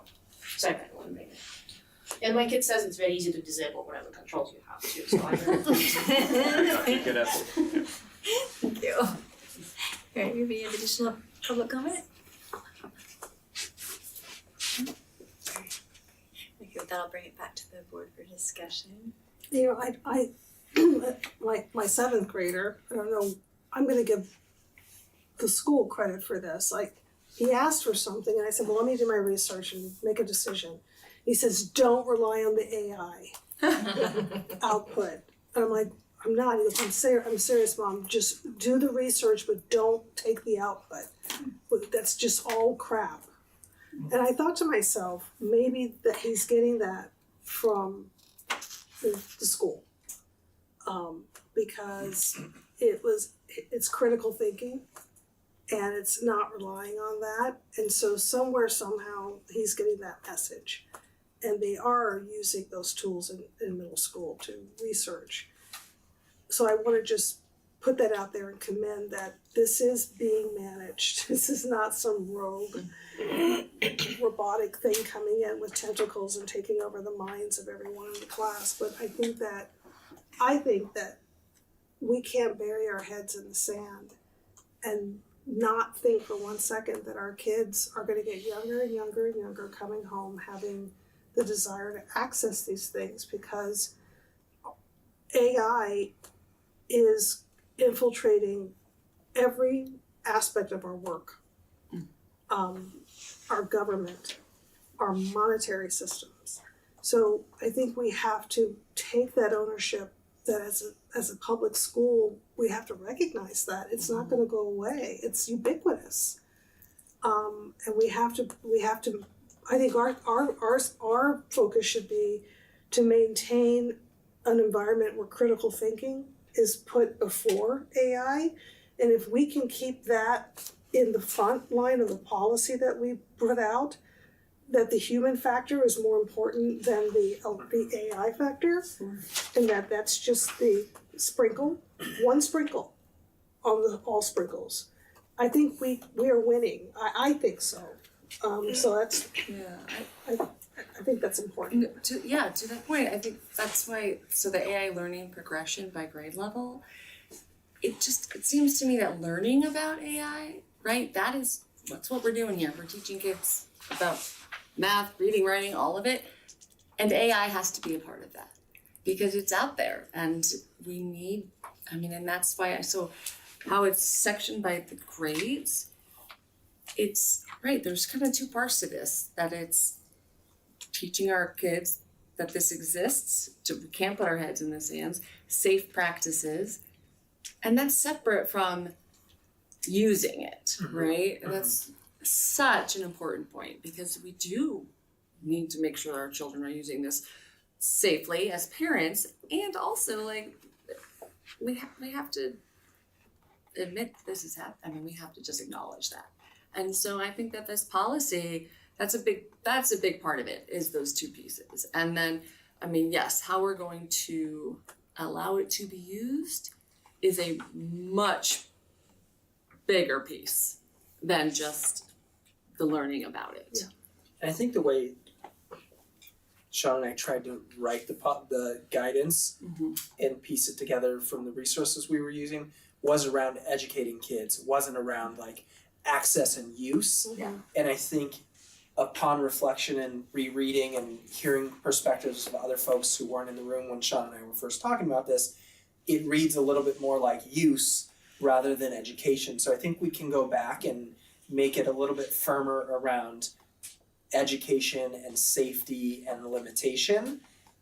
I think that was our intention, but I don't think it all reads the way we intended it to come across. So I think that's a good piece of feedback for us to take back.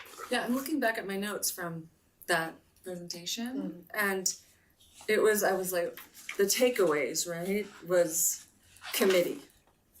Have a stakeholders committee. That was like one of the main things. And so getting that together, because there's so many people get fired up about this, and we want to hear from the teachers and the parents as part of how will this be used. But as far as just, right, the first part of it, the guidelines, I agree. I think we should get something in place fairly soon, and then it can be reworked.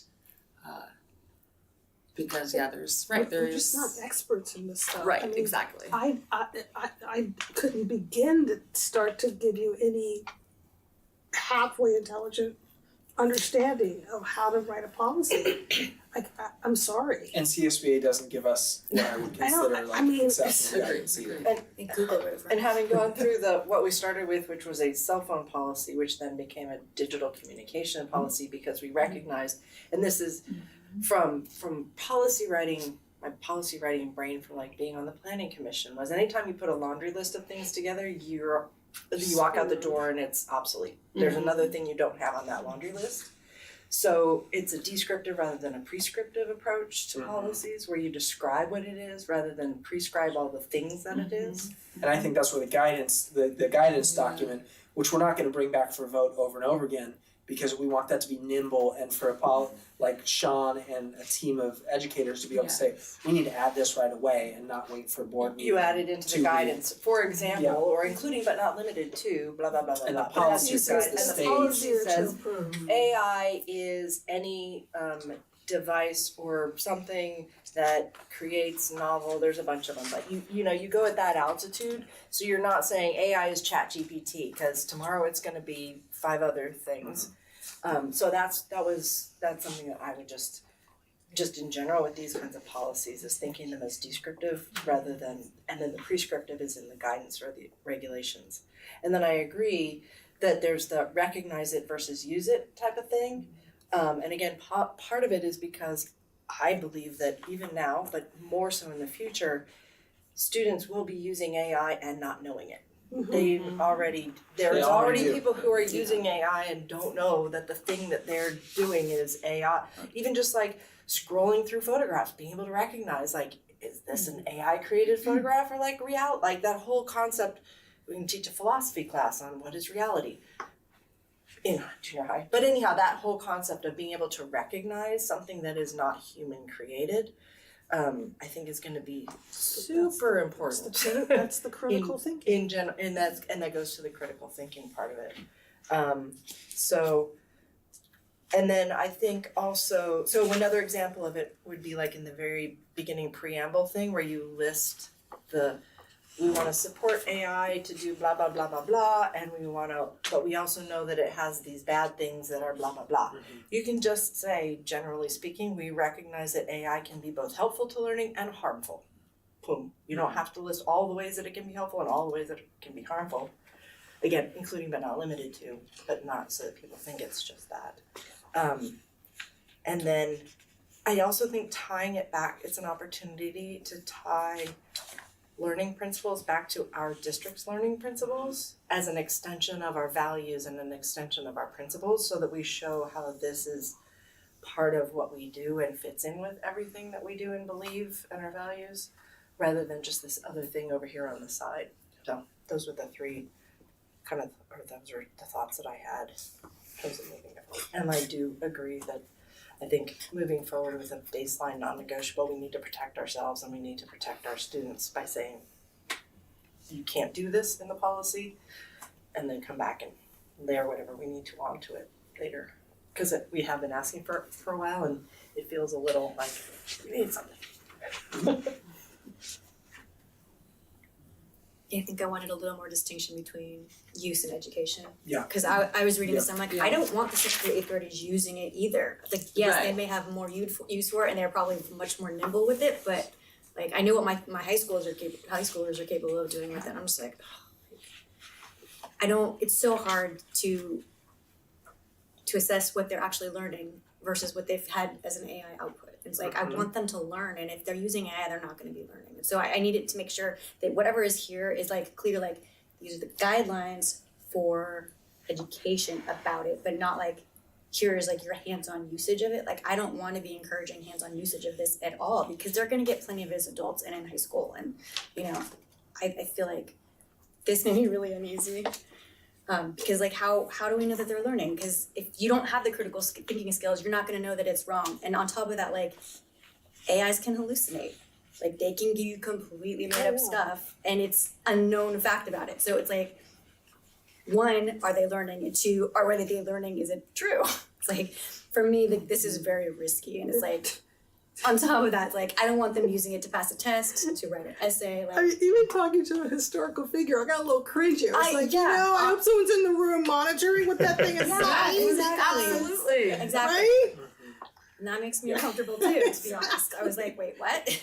So I don't know. I would change the tone of it, I guess, is what I'm trying to say. And I appreciate all the work that's gone into this, because it's coming up from scratch. Obviously, like Marin County didn't do that for us, and CSBA didn't do it either. Like, run it through an AI, man.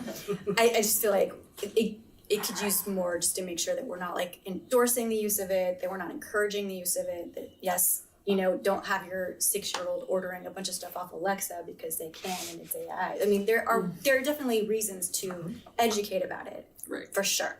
Hey Siri. Yeah. Yeah, exactly. It's like, you don't want them doing that. You don't want a pallet of like books showing up on your door. I mean, it depends on books, but honestly, like, there are reasons to educate. But I think that maybe it doesn't look like we're like, hey, this is how we're gonna be using it. It's like, this is AI, it's in the world, here's what you need to know about it, kind of, rather than here's how you get your essay written and pass an AI checker. I think one of the benefits of starting this conversation is we've unearthed kind of the state of the union, right? Like, we heard about this thing at Hidden Valley, we've been talking about this AI summary from Google search, we've blocked some things, so it's helped us kind of, and I think this whole tech policy refresh that we're talking about tonight it's been kind of a choose your own adventure, and we're trying to kind of rein things in, and I think these discussions are super important to set clear expectations. We heard of a really interesting example of a middle school student getting a prompt for an opinion paper about like something that kids have an opinion. Why is this thing a good thing or a bad thing? And they put the prompt in Google, not in ChatGPT, but into Google, and Google had a summary about why it's a good thing or a bad thing, and then the kid was kind of using that. So all critical thinking about whether this is a good thing or a bad thing was lost, where what we want kids to do is like actually turn to your table group and talk about, why is this a good thing? Why is this a bad thing? The text that we read yesterday, what perspective does that bring into the conversation? So I think none of us are wanting to be on the cutting edge of like leading AI implementation. We're a small district. We want to be thoughtful and slow about this kind of stuff. So I apologize if this felt a little bit messy, or maybe it read a little bit more on the, like, we're gonna use this and jump into it, but we felt like this was a really good opportunity for us to start a conversation and then kind of move from there. Sounds good. I appreciate you being responsive. And to your point, I mean, things like really paying attention to the, like, in the very beginning, an example of what you were talking about, of it not in feeling like we're endorsing it, was just, the board is committed, right now it says something like the board is committed to supporting AI by blah, blah, blah, blah, through these principles. The transformative You could just say potential. the board is committed to address AI through the lens of these principles. So that's a less, you're not supporting AI, you're addressing it. Right. And address is a neutral, just really trying to find the right words that convey that we're not. Well, and it's interesting, when we were at the CSBA annual education conference in December, I sat in on a session on AI at a high school and how they've been implementing it, and they had like a student and a teacher and a parent group, focus group, kind of like help them guide it, but they had their own AI internally that they built. And so that's what they were using. So they knew what information was in there. It was from all of their curriculum, and so it had the source data that was accurate. It was a little different, but I was like a little less leery of it, hearing how they were addressing it versus like, here's your open source AI, whatever it happens to be, Claude or Google or whatever they are. But it's something to look at for the future. Maybe not, but it would be a safer universe of AI to be using rather than Wild West. Well, and also bringing our educators into it, right? How are they using it? What are they expecting? I've changed how I teach my 2 college courses. We spend a lot more time writing in class, handwriting, because that's them. I know that they are critically thinking now instead of just write this assignment for Dan's class and it's just done. And so the way I'm teaching and grading this year has changed than what I've done in the past. And that takes more time out from discussion and lectures, but it's introducing the critical thinking component in the class. So it's just different, right? It's changing how we do things. So it's the right conversation. I mean, you can write an email to a parent and put it into Chat GPT and say, please make this less whatever. And it helps. Yeah, totally. There are helpful things, and I don't know, I'm more inclined to think that this is something that would be more effective for our teachers to use to give them more time back. It frees up One-on-one. a lot of some of the work, and that's where just the education and how do we learning disabilities as well, and kids learning different languages. AI is implemented in iWriting and CASP. It's already there. It's differential learning. It adapts to where the kids are. We have to have it's everywhere. That's what I'm saying. But I mean, I think that it could help us in many ways for our staff. And teachers are using it to help them to differentiate Plan for and kids. differentiate, You can take a text that all of the kids are reading, put it into AI and have it change the lexile level, and now another kid gets to read the same story. Exactly. But at a level that they can access. And how long did that take in 1978, right? So 2 years ago. Right, or 2 years ago, right? As we're trying to streamline IEP paperwork, Exactly. there's a new tool out there we're actually looking at and potentially piloting that saves like 50% of the time where teachers could be with kids instead of and the PII is hard. The page. PII is hard, but Acceptance system like this is going to be closed. It's closed. Okay, so it's closed. Right. I mean, We're doing it's so everything we use that's what I'm thinking. Because it streamlines, the teachers aren't stressed and stretched as they are, and it provides, we get back to the more one-on-one. But, you know, I think it can be used for the powers of good, you know, but not the kids. Yes, that's my thing. Not with the Not kids. the kids. Adults can like differentiate The adults between can, what the is like staff can responsible really, usage. but the kids, no. Okay, I think Do you have enough guidance? I think the guidance that I'm hearing is bring back the AI CSBA policy with a stronger edited front with a couple clear boundaries around PII and a few other things. So we can bring that back to the next board meeting for approval as all right, we've got something on the books. And then the other set of guidance is for Sean and I, or a team of us, Sean and a committee of us, to talk more about the difference between teaching about AI and AI safety and using it, and then guidelines for staff, kind of having those two things. Is that essentially the right thing that I've heard tonight? Yeah, Yes. you know, again, getting feedback from teachers too, right? On that first one, I would front it with, here's our definition of AI. Yep. Here's what we're talking about. Here's the way we want to use it, and here's the way we are going to use it. Are you comfortable with me drafting something and sending to you and editing it? You did a great job with the cell phone one. Thank you. Great. No vote needed. Awesome. All right, so the next item is discussion of technology guidelines. Great. So this one actually came out of Soup's Council and Roundtable. We had some discussions around this. There, at the beginning of the year, I sent out that survey that like 400 parents replied to, or 360 parents replied to, around cell phone and screen time in the classroom. So the cell phone policy is something that came out of that survey, and this is another document that came out of that survey. And Sean worked on this with Delight, and we got some good staff input.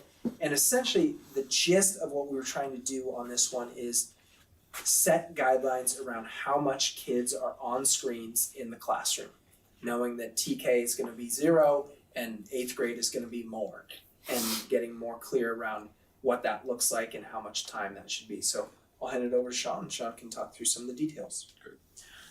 So this one, I just want to start with the philosophy, because it was basically crafted by those teachers in Delight, and I just really like it. So the philosophy is that Ross Valley School District uses technology purposefully to enhance learning while maintaining balance with teacher-led instruction, hands-on learning, and student interaction. Our goal is for all students to meet and exceed grade level standards and grow as critical thinkers, effective communicators, and responsible digital citizens. We recognize that excessive or passive screen use can limit opportunities for active learning, physical movement, social interaction, and deep engagement. Therefore, the district is committed to using technology in ways that support active, inquiry-based learning and problem solving, enhance instruction and peer collaboration, promote healthy, mindful technology habits, and prepare students for a balanced digital and real-world life.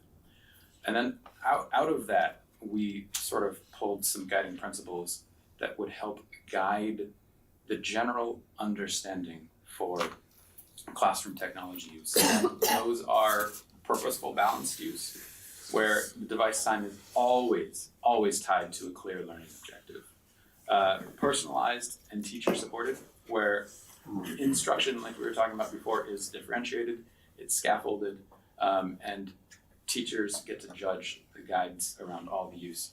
The other thing that technology allows us to do through the Google Suites at the higher grade levels is allow students to collaborate. So it helps foster discussion and shared problem solving through the tools that we have in place. And then the last principle is that there's always a digital citizenship component, so that students learn responsible, safe use, understanding full well that a lot of what we do online leaves digital footprints. The student expectations are pretty basic. They're grounded in the acceptable use agreement that we have students sign with their parents every single year.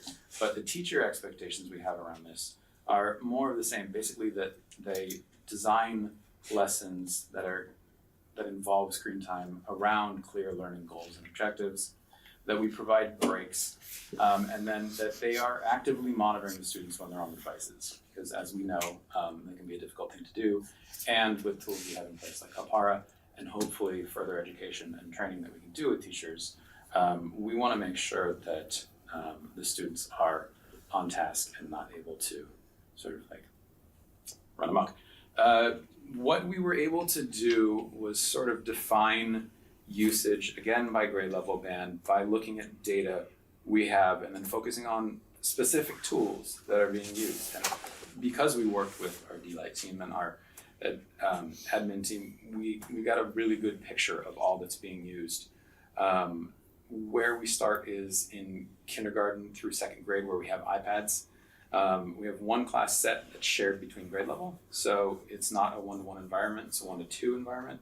And the curriculum that's used on there is mainly focused around iReady, which is our math and English language assessment program, where the students can go on in short sessions throughout the week and do work that is adaptive through a program called MyPath they have inside there. And then another reason that we have occasionally have students on iPads at that level is for reading centers. The reason, and I maybe want Julia to speak to this for a moment because I don't have a background in curriculum, but one of the benefits to having students in front of screens for these smart bursts of time is that it gives teachers an opportunity to work with other groups of students on a level that they couldn't do if we didn't have something like.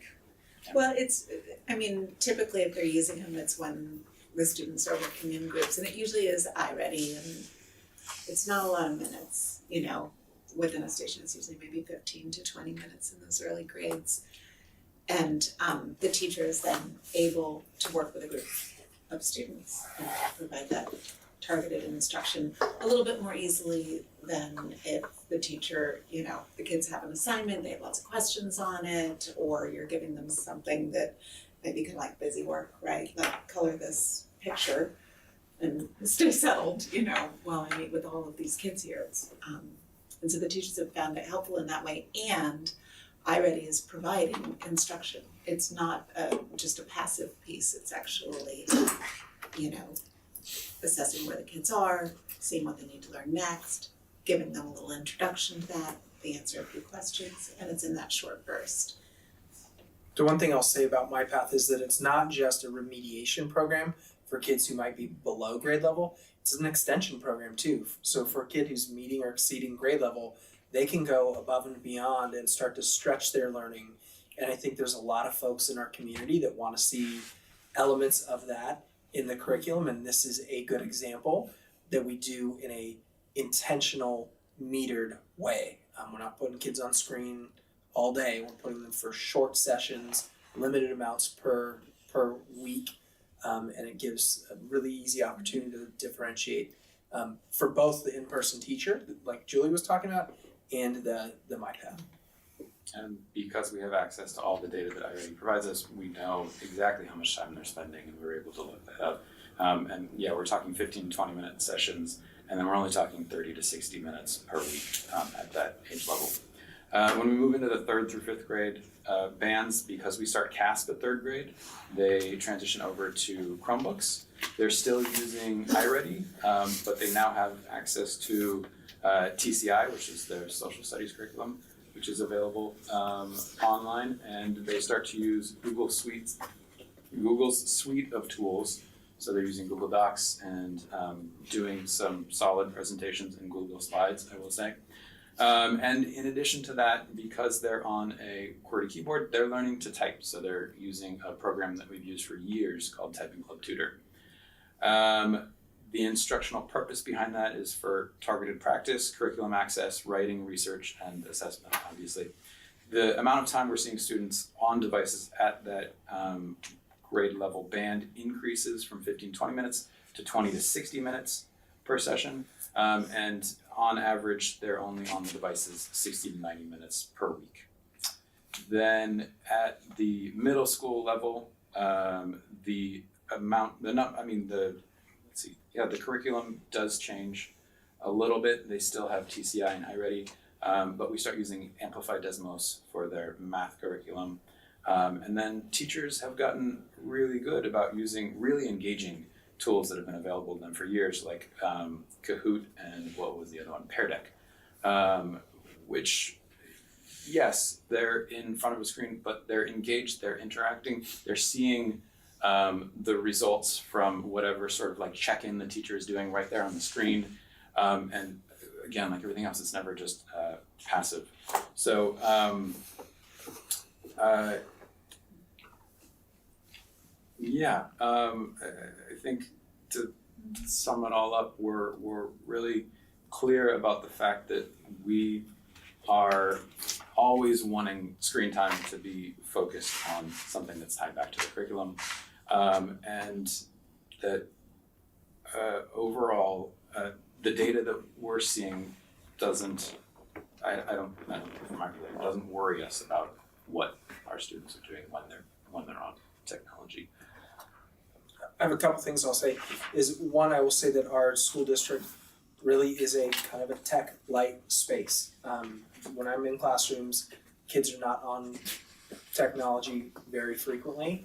You see it more in middle school. You see it almost not at all in TK2, and very, very infrequently, or a little bit more frequently in 3-5. So, can I just add one thing about that? I think it's really important to recognize at the elementary level, our math program has zero technology for the teacher or the kids, other than the teacher having the teacher edition and access to materials online, but there aren't slide decks, none of it. And then our new ELA program, from the student end, the only tech they would have is working in a Google Doc. But none of the rest of the program involves any tech for students. Teachers, there are slides for teachers to use, which are great, presentation slides, but that's the bulk of the instructional day there with math and ELA, and it's pretty much tech free. I just think that's really important to name. absolutely. I also want to say that compared to the AI guidance document, this one's a lot more vetted. Where the AI one was like about a first conversation. This is more about a polish. So we're happy to take feedback on this. But I do want to thank Sean for his engagement with the teachers and the administrators about kind of setting these guidelines. I really appreciate the philosophy. So we're happy to take questions from the board, hear public comment, and then get any feedback. We're not going to vote on this because it's not like a policy, but we're happy to take feedback to adjust before we kind of start making this come alive with our teachers. Thank you, Sean. Is there access to interactive games on these computers at all? So, yes, we do our best to. So we have a couple filters in place. We have a filter that the county provides us called OpenDNS, where categorically it will block websites that our students shouldn't have access to. Websites about weapons, adult content, certain political themes that we don't want available. And yes, games are one of them, but what we're constantly finding is that whoever's building these are always trying to find new ways to throw up new sites. And our kids are faster than kids are faster than us. And a lot of them are playing when they're done with all of their work and they've done all of their stuff. That number, especially 6 through 8, is not exactly that, because a lot of them have the ability to sit and pass their time playing games. And what's important about this is that we put technology into the classrooms without sort of giving teachers guidance on what we want it to look like, because we didn't know what we wanted to look like. But now we have a better understanding. Yeah. And hopefully that can start to change as we do. I think that's great, Sean, because I think that a lot of parents are not happy knowing that a lot of their kids are spending time having access to those games.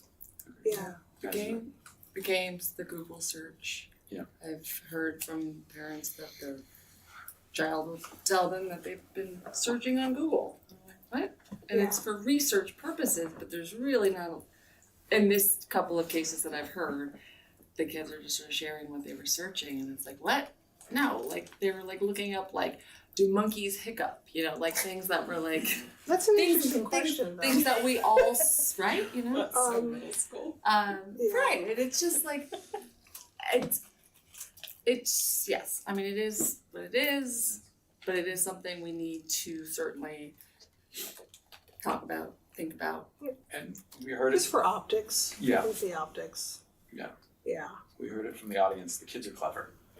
Which is why it's that much more important that we use the tools at our disposal, like Hapara, Yeah. to make sure that teachers have visibility over That's what's great. happening in their classrooms. That's great. You know, we had a one-to-one program at the middle school, and we stopped that to have carts, which is, you know, some districts right now, I'm reading the paper just like everybody else is, are like, that's their next move. And it's nice having carts, because teachers can say, no, we're not getting any computers out today, and leave them on the cart. Yeah. Pull out your notebook paper. Yeah. If you read CSBA today, there were like 2 or 3 articles around like parents pushing back on tech use in schools, and like I think there's a growing like, whoa, we might have gone a little too far and now we've got to come back, and we're in a nice position where we didn't go too far, and now we can kind of set some guidelines from where we are. Sounds good. Thank you. Michelle? Process framing question. I like the way that you talked about that the technology policy and guidelines set the framework upon which the digital communication and AI policies tier out of, because that makes sense to me. So that was helpful. And then is the language in the policy itself meant to reflect the language in here, or is this different from that? Like, how much resonance are the two supposed to have, especially around like the philosophy and the guiding principles in the, I'm just trying to figure This out is how a little bit divorced from the policies. This is more of like an action guide for teachers, or if a principal needed to have a difficult conversation with a teacher who was like, oh yeah, if you're fast finished or done, like pull out your Chromebook and have fun. Now the principal has like, hey, listen, this is where we are as a district. You're doing too much, or you're not doing enough, or so right now we don't have anything to say, you know, you shouldn't really be doing more than 20 minutes at a time in second grade, and now we do. So again, implementation and making this come alive with our teachers is kind of the next step. is the guidelines and the policies meant to be a bit more overarching. Yeah, and the policy that we'll talk about next, employee use, and is similar but different than this. But there's student use and employee use. Yes. And those are both different than the guidelines for that. Yes, the guidelines is more about like, how do we use the Chromebook and how frequently do we use the Chromebook, and what's our philosophy around screen time, where the tech use is like, you shouldn't be accessing pornography on your district issued computer. Like, it's a little bit more policy, legal, where this is Baseline, more non-negotiable, philosophical. these are more. That's right. Where did the duration times come from? So original, I want to say Julia already has recommended sort of time, based on research that they've done. Do you want to speak to that? Just what the iReady recommendations are? Well, no. I I think I'm curious because overall. we all. I'm assuming it's evidence-based research that that 20 these to 60 recommended. minutes and the I'm whatever. just want to know. Yeah, where did we come up with the Well, session? a lot of it came from the conversation with our teacher leaders of like, what are we actually doing? What should we be doing? You know, how are we using technology? What makes sense? And, you know, wanting the guidelines to have some meat, and then the idea being that principals can then bring the guidelines, have a staff meeting conversation around them, and then, you know, they're there and you can lean into them. And this also has been presented to the superintendent's council and the Yeah, roundtable, so so they parents have have also parent put input feedback into And that survey helped start this. So this, like, talking about the difference between the AI policy and this set of guidelines, this has been like lots of community input in both the cell phone and the tech guidelines, where the AI one is like a little bit more of a starter conversation.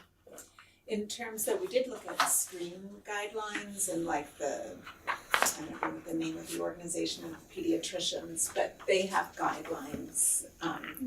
And so we looked at those as well, but this is all well within those guidelines, so it wasn't as helpful. Maybe those are more helpful for parents. Yeah, I think parents assume that, right, that's we have done that, but I think it's good to say it out loud that has been done.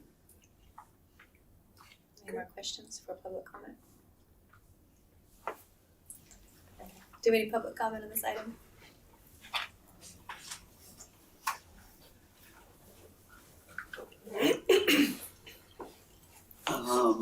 I appreciate how minimal our tech is. I think it could be less. I think there was a big push, and I think it's similar to the across the board tech in that, we don't want to be making a market that is filled by service providers.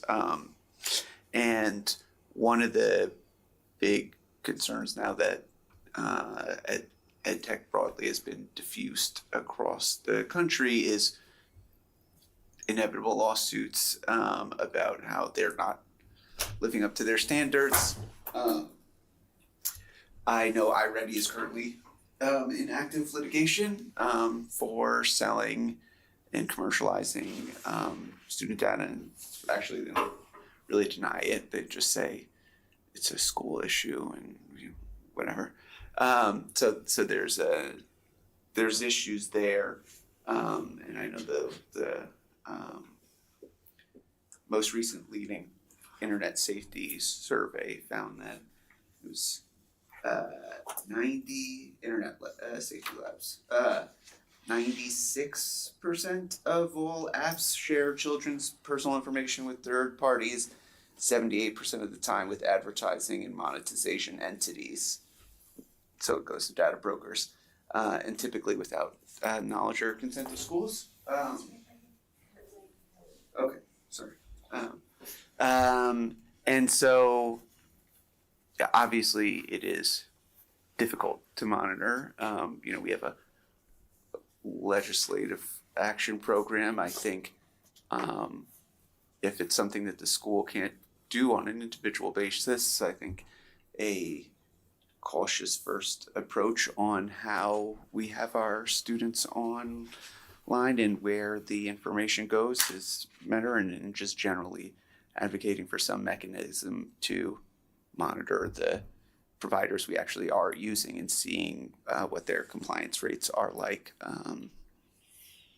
and how effective the programs are, because it's really the whole point.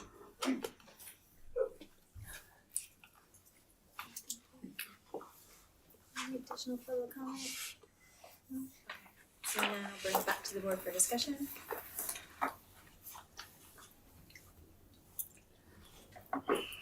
What altitude of feedback would you like? What would be constructive and helpful? Whatever you want.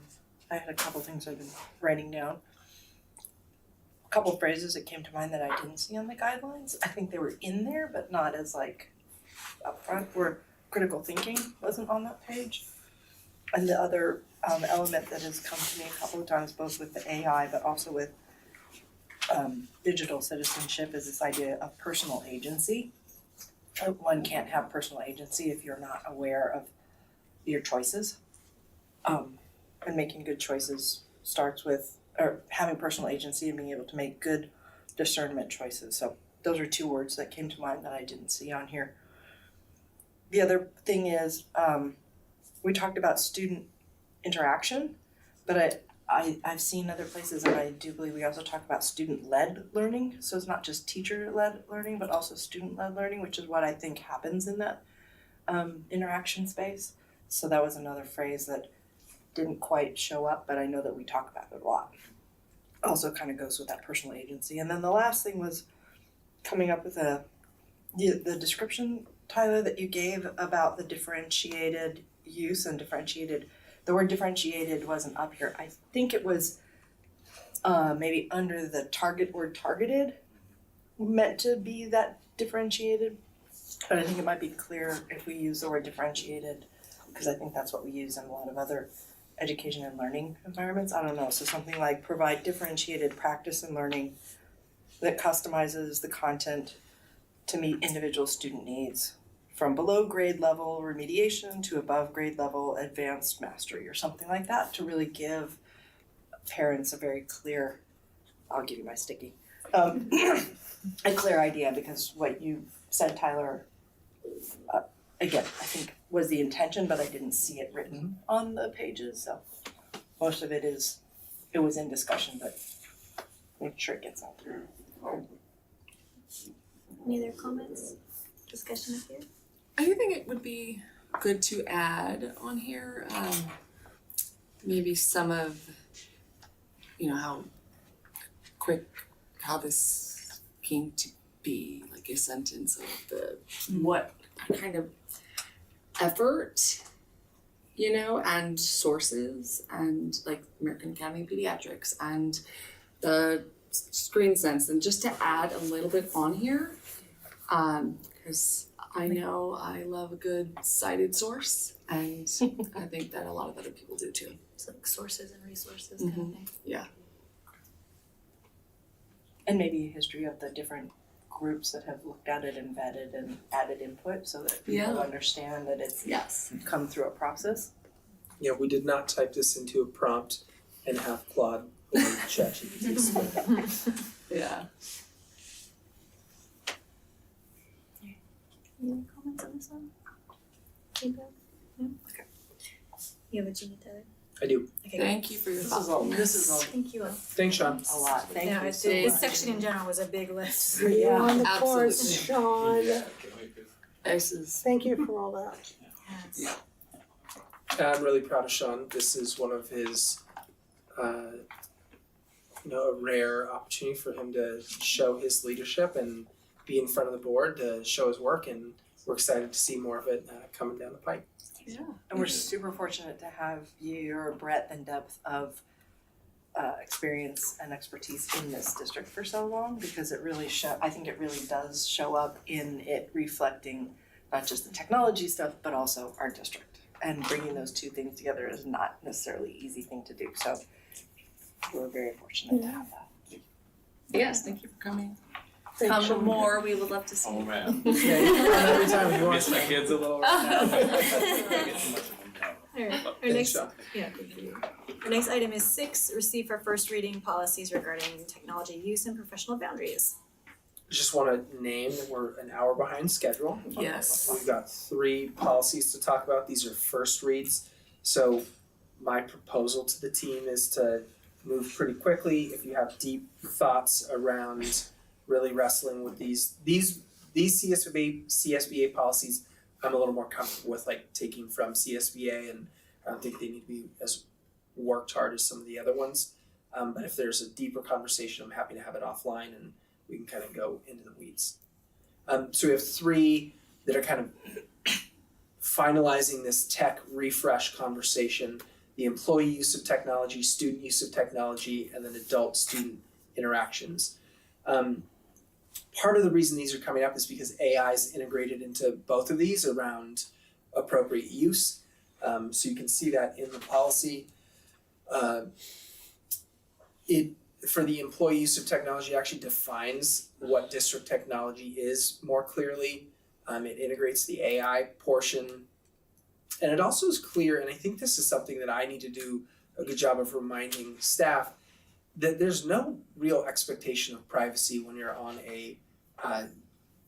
our network or on our computers. So just knowing that things can be searched, if we have a concern, our IT team can get on a staff member's laptop and access history and all of that stuff if we had any serious safety concerns or student interaction concerns. So those are kind of the big changes in the employee use of tech. The student use of tech talks a little bit more about digital citizenship, and I think we've got some room to grow there. I think we're doing some things, and we could get a little bit deeper without overwhelming our teachers with a bunch of new expectations.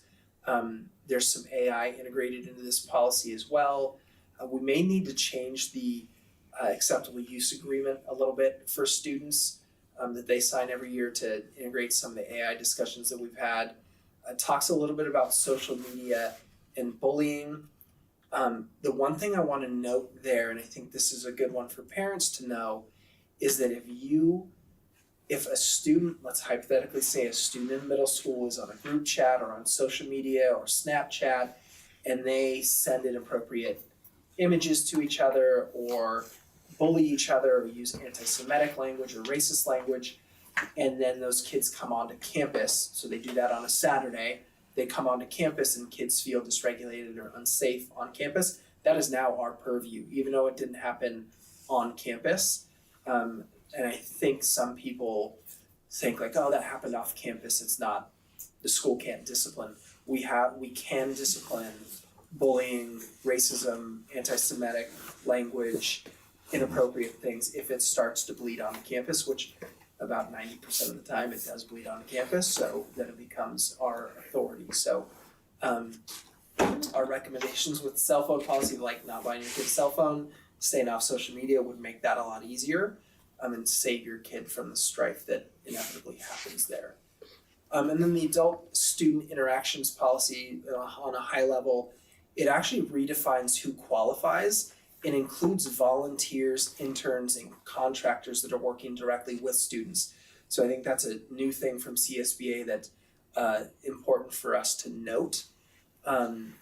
It talks a little bit about digital boundaries, and I think this is an important one. Like, our staff should not be friending kids on social media, texting them, playing with them on online gaming systems or over Twitch or any of these other things. It says without parent approval. My recommendation to staff would be just don't ever. Even if you have parent approval, like, we really shouldn't be interacting with students outside of school through any form of digital communication. So those are kind of the big things that happen in the adult student interactions. Including like assignment things? No, like if you were on Canvas at high school, interacting on Canvas is appropriate because you're giving feedback. It would be more like if if a group of middle school kids are doing online gaming on Roblox or name the thing that they do these days, and one of our staff was also gaming with them and kind of like more of in a friendly environment, that's like inappropriate. Even if nothing inappropriate is happening, just doing it is inappropriate, and blurs the lines between the adult relationship that we have with students. And I think it's an important thing for us to just revisit from time to time, because especially in high school and middle school, teachers are building strong relationships with their kids, which is the right thing to do, and making sure that there's a clear boundary that we're not friends. We have a relationship, I care about you, I'm interested in the things that you're doing, but I'm still the teacher and the adult, and there's a clear boundary there. So I would say our staff does a really great job with that, and having a boundary and a policy that enforces that gives our HR department the legs to stand on if there needs to be disciplinary action. Asterisks. I put the asterisks there because those are kind of anything here is kind of a highlight of the policy. The asterisks are like things that CSBA changed. So kind of like the new elements. When you pull up the policy, that's kind of basically the stuff that's in red underline, or the yellow highlight that we added to the policy.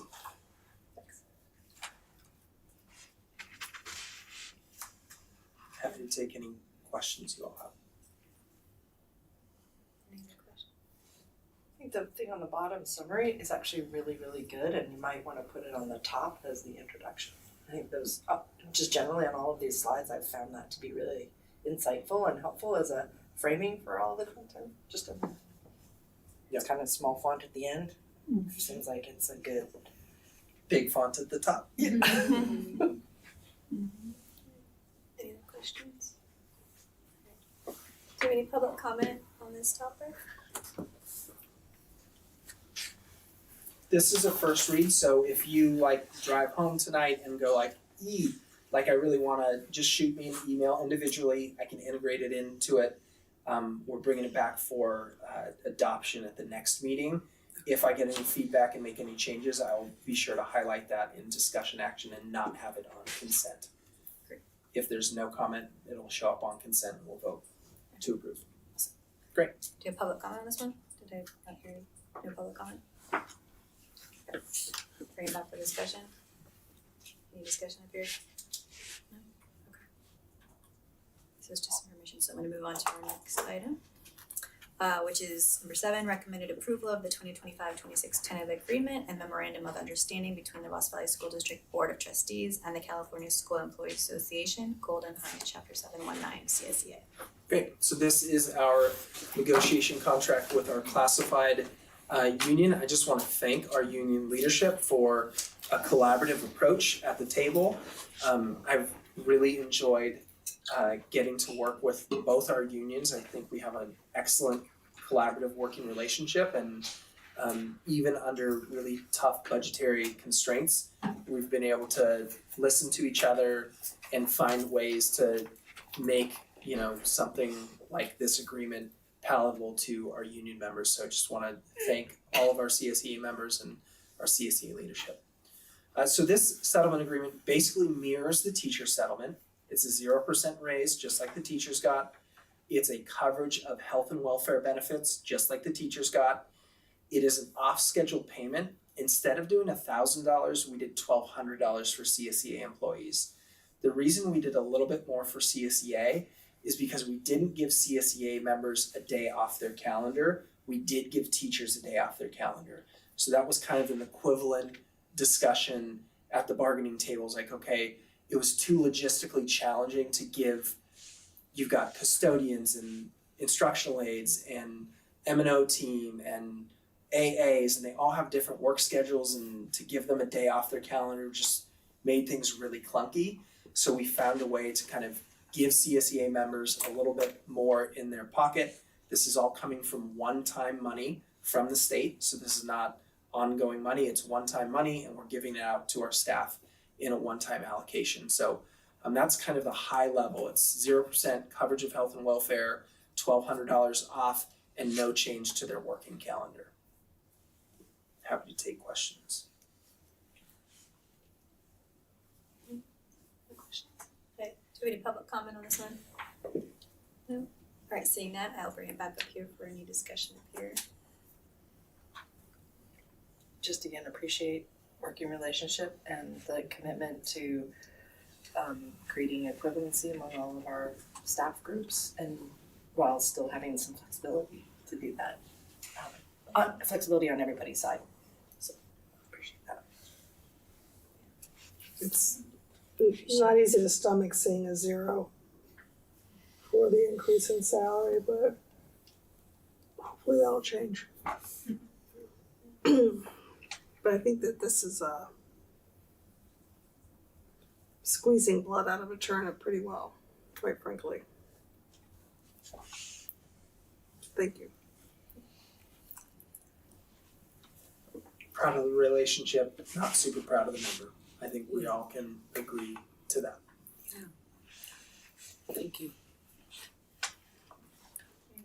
If there's no further conversation, I'll entertain a motion on this one. So I'll make a motion that we approve the compensation and health and welfare adjustments for the 25-26 school year for the unrepresented certified management and classified management staff. Wait, You're no, on. the next Oh, one's wrong page one. 7. Yeah. 7. Wrong one. Can you just delete that from the record? I recommend 10. 7. Yeah, that's it. Tentative agreement. Understanding between the Ross Valley School District Board of Trustees and the California School Employees Association, Golden Hind Chapter 719, to resolve negotiations for the 25-26 school year. I'll second. All right, Daniel, Aye. Anna, Aye. Shelley. Aye. Chris. Aye. And Rachel, aye. Thank you. The next item is the recommended approval of compensation and health and welfare adjustments for the 2025-26 school year for unrepresented certificated management and classified management staff. Okay, so these are our administrators, all the way up and through the CBO and the superintendent. So assistant soups, directors of M&O, principals, director of IT, so our administrators. Again, a 0% raise, equivalent to the raise we gave both of our unions, a coverage of our health and welfare. Essentially, if we didn't give that, it would be a pay cut to the administrators, so just trying to keep them whole. And we decided to give them a $1,000 off-schedule payment. I also want to thank both Lori and Julia for foregoing the $1,000 off-schedule payment. So our team at the cabinet level has all chosen not to take the off-schedule payment or a change to their calendar. So all of our administrators are getting a little bit less in terms of compared to both of our unions. Teachers are getting a day off, CSEA is getting an additional $200, administrators are not getting either of those two things. Do you have any questions here? No questions. Alright, do we have any public comment on this one? Alright, seeing none, I'll bring it back up here for a discussion. I'm in shock. I mean, just, it's a lot to take in, but super impressed also that everyone had agreed to this and it was a smooth negotiation, so thank you. Yeah, I would just say that I think a common refrain from folks that might not know what the market demands is that our administrators get paid too much. And our administrators do get paid more than our teachers. That is a fact. They work more days, they have more responsibility, they have less job security. And the market is outpacing what we're giving our administrators. So when we talk about our teachers or our custodians or M&O team not getting paid like folks do around the county, our administrators are also some of the lowest paid by $10, $15, $30, $40, $50,000 compared to the same job or even a lesser job in other districts. So it's not to say that we should give them anything different. I'm really proud of our administrative team for essentially taking less than both of our unions did.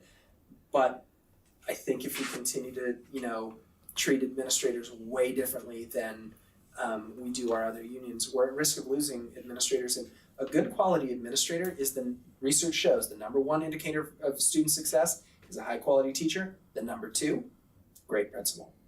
And if we have fantastic principals and I don't want to lose them, and we have to pay market rate, and we're nowhere near market rate right now. We will get there. I'm very appreciative of your administrative team. I think that's a reflection of your leadership, and I think it's their individual leadership as well. I mean, I know everybody's very well aware of what's going on with their budget, but the fact that you all were willing to do that is something that I think we're all immensely grateful for up here. Mm-hmm. And it's not something, that we take lightly. It might be a very quick vote, but it's not something that's being taken lightly. It's true. So thank you. Was that a question? No. So do we get the questions? I'm out of time. Okay, wait. We already went through the Did you force them to do this? We already went through. This is discussion. Yeah, no, we were discussion. Oh, okay. It's been a long time. Okay. All right. With this one, did we go public comment on this one? We didn't. Public, no, you need to go to No, public we do need comment. to go public. Okay, so we have public comment on this one? No public comment. Okay, now I can bring it back from my Oh. early discussion. Can you repeat what you just No, said? there's two similar items. It's very late. Okay. I already early jumped with my comment there. Any other comments? No? Okay, I'll entertain a motion on this one then. Well, I have some experience with this one, so let me recommend that we approve the compensation and health and welfare adjustments for the 25-26 school year for unrepresented certified management and classified management staff. I will second that. Thank you. Daniel? Aye. Chris? Aye. Shelley? Aye. Anna? Aye. And Rachel? Aye. Thank you. Alright, item number 9, recommended approval of compensation and health and welfare adjustments for the 2025-26 school year for the unrepresented classified confidential staff. So we have 3 confidential staff, 2 here at the district office and 1 that works at school sites. Teresa is an example of one of those, where you get a little bit more access to confidential information. So you're not an administrator, but you are held to a higher standard in terms of confidentiality. We have very few of those folks that are all classified, non-management. And we've agreed to 0% a coverage of health and welfare and a $1,200 bonus similar to CSEA with no change to the working schedule. So this is basically the same thing that we gave CSEA employees. And that's pretty typical for these classified confidential. We give the exact same because they're essentially within that unit or very close to that unit. Happy to take questions. You said there's 2 positions? What's the other one? Lori Russ. Oh, yeah. Any other questions? No? Alright, any public comment? No? We would take Teresa if we could. She's ours, we're keeping her. Alright, no public comment beyond trying to steal Teresa. Back to the board up here for any discussion. No? Alright, again, just grateful. Yeah. Alright, I'll entertain a motion on this one. I'll make a motion to approve compensation, health and welfare adjustments for the 2025-26 school year for unrepresented classified confidential staff. Oh, I will second. Thank you, Chris. Aye. Anna. Aye. Daniel. Aye. Shelley. Aye. And Rachel. Aye. Okay, thank you. Next item is 10, recommended approval of the health and welfare adjustments for the 2025-26 school year for the superintendent. 0%. Am taking the health and welfare benefits. Just like every other employee, I'm foregoing the $1,000 off schedule and not changing my work calendar. So essentially, it's just the health and welfare benefit. Alright, any questions? Any public comment? Alright, discussion up here? No? Okay. I'm getting sad. Yeah, it's rough. I will entertain a motion. I recommend approval of the health and welfare adjustments for the 2025-26 school year for the superintendent. Alright, have a second? I'll second it. Great, Anna. Aye. Daniel. Aye. Shelley. Aye. Chris. Aye. And Rachel. Aye. Thank you. Next item is 11, recommended approval of the health and welfare adjustments for the 2025-26 year for the chief business official. So this is essentially the same thing for that I just went over for myself and all cabinet members. 0% coverage of health and welfare, 0%, nothing off schedule, and no change to the working calendar. So essentially, just a coverage of the increase of health and welfare benefits. Any questions? Any public comment? No? Alright, any discussion on this one? Okay. I'll entertain a motion. I'll recommend approval of the health and welfare adjustments for the 25-26 school year for the chief business official. Alright, have a second. I'll second it. Alright, Anna. Aye. Daniel. Aye.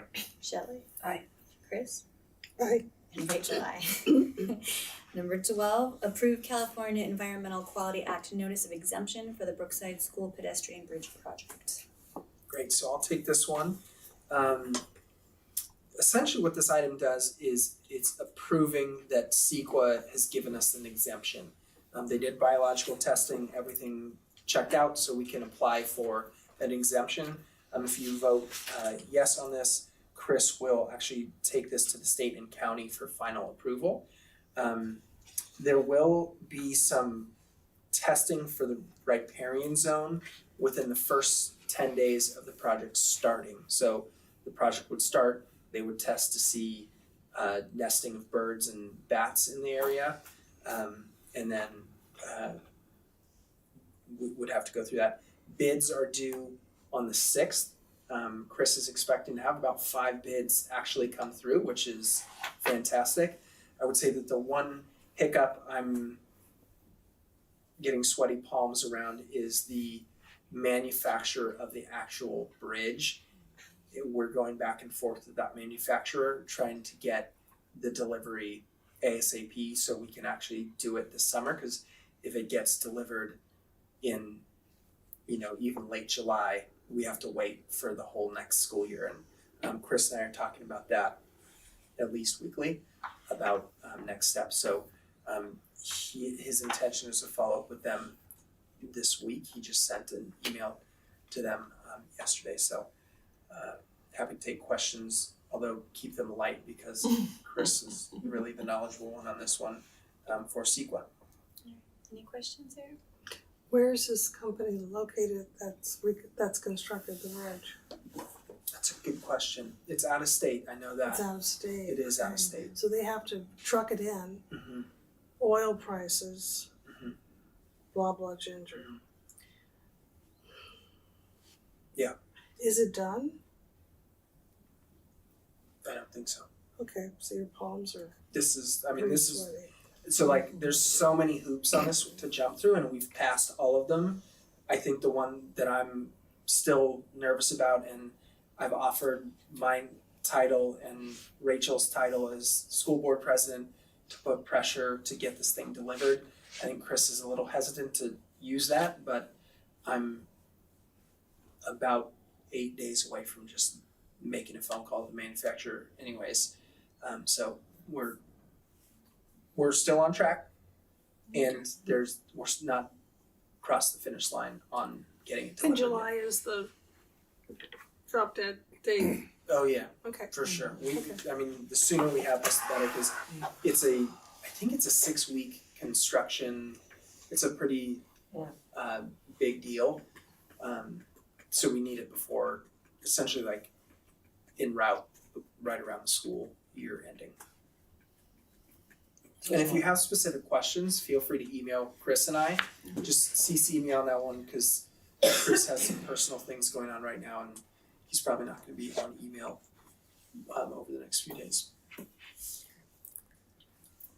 Alright, any other questions?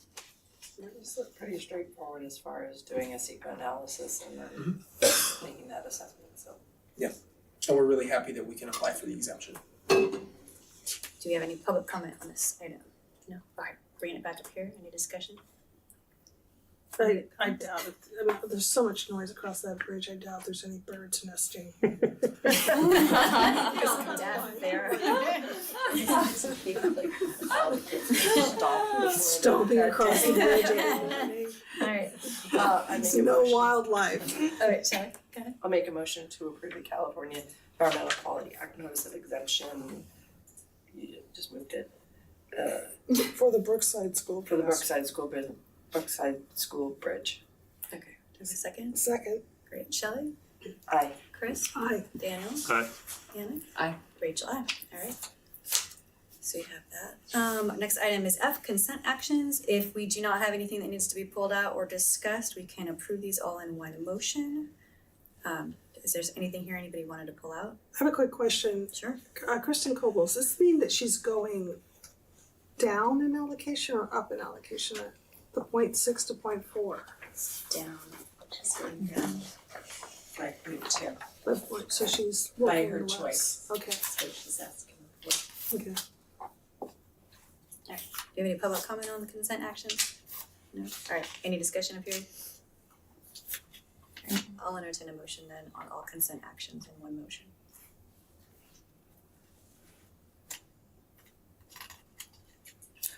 Yes, I will recommend approval of all consent actions. There, so you move consent on all? Yes. Okay, great. No, that's fine. I'll You don't have to second. recommend, you don't have to. I'll second it. Okay, great, Anna, Aye. Daniel. Aye. Shelley. Aye. Chris. Aye. And Rachel, aye, okay. G, board business. We've got committee updates, reports from, and announcements by trustees.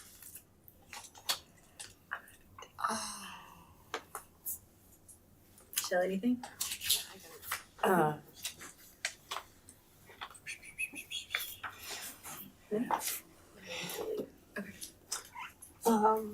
I'll start. I had a meeting with the Safe Routes to School Task Force last week. They presented an update on the Marin County School Access Safety Plans. They've got some 2 priority areas located sort of in Ross Valley, our district. So Sir Francis Drake from Azalea to Pacheco in Fairfax, and Butterfield Road from Carlson to Rosemont in San Anselmo by the fire department. They're doing walk audits. I don't know if anyone's got notification for that, but they're going to be doing on May 28th at 8 a.m. in San Anselmo and September 3rd at 8 a.m. So you can join those walk audits. And if you have kids that you feel need to be raised, the Fairfax walk audit also include Broadway. And they identified 2 locations for 15-mile-per-hour school zones at Oak Manor and near San Domenico. And it gave a report on the revised crossing guard program. I don't know if you remember, we're losing 4 crossing guards. So San Anselmo is looking at making some upgrades in those locations. One of the big locations is crosswalk in San Anselmo at that little triangle, which is very difficult to navigate. And so one of the things I raised, speaking of AI, is that when the light, a lot of people run that light, as you probably know as well, and I've asked them if there's a way to delay the crosswalk signal to where there's more time for the cars who do run the lights to pass through, so that any children crossing have that cushion, and they agreed that they would do that and time it further. So I think maybe my presence had some impact there, but we are losing crossing guards and we can't do anything about it. It's $25,000 a year. So it's not like a parent club can step up and do anything for it. And Fairfax is getting ready to implement some slurry sills along the bike spine, refreshing the bike narrows, which should help with the kids, especially riding to Whitehill. And we also got some updates about the education programs, the rock and rolls.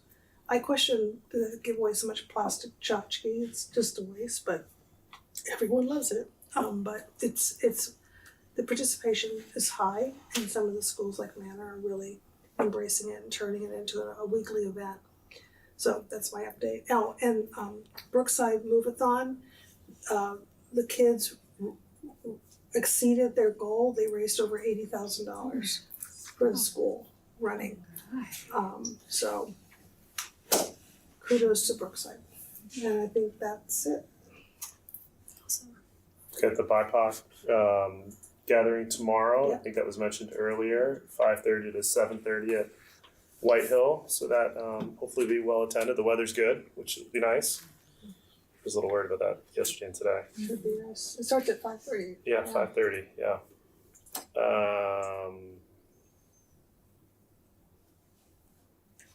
I'm going to Six Flags on Saturday with all the middle schoolers, chaperoning. That is so fun. You've said that before. So fun. It's a lot of fun. I'm gonna have my barf bag going on the roller coasters, and You don't have a stomach for it? no, I'll be alright. I'll tough it out.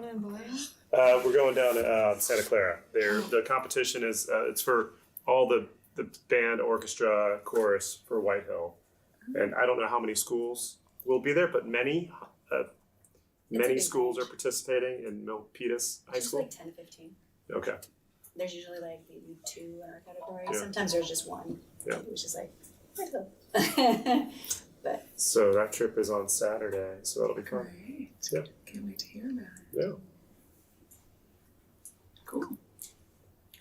I attended my first wellness committee meeting. thank you for filling in. Absolutely. It was great. Thank you for coming. Yes, it was great. Thank you, Lori. Yeah, it was for anyone who hasn't heard or seen the results of the district surveys, the family, staff, and students. I encourage you to. The results are Not yet. Not yet, they will be. So, but the bottom line, really what I took away is that participation for the student, surveys could have certainly been higher. That's something, right, working on. But overall, like, so good. I'm like so proud of everybody and just to be a part of our district. It's nice to see it and so that was a really great one to attend. So I was glad to be at that meeting. Water filling stations, shout out. Yeah. Excellent presentation about the water filling station.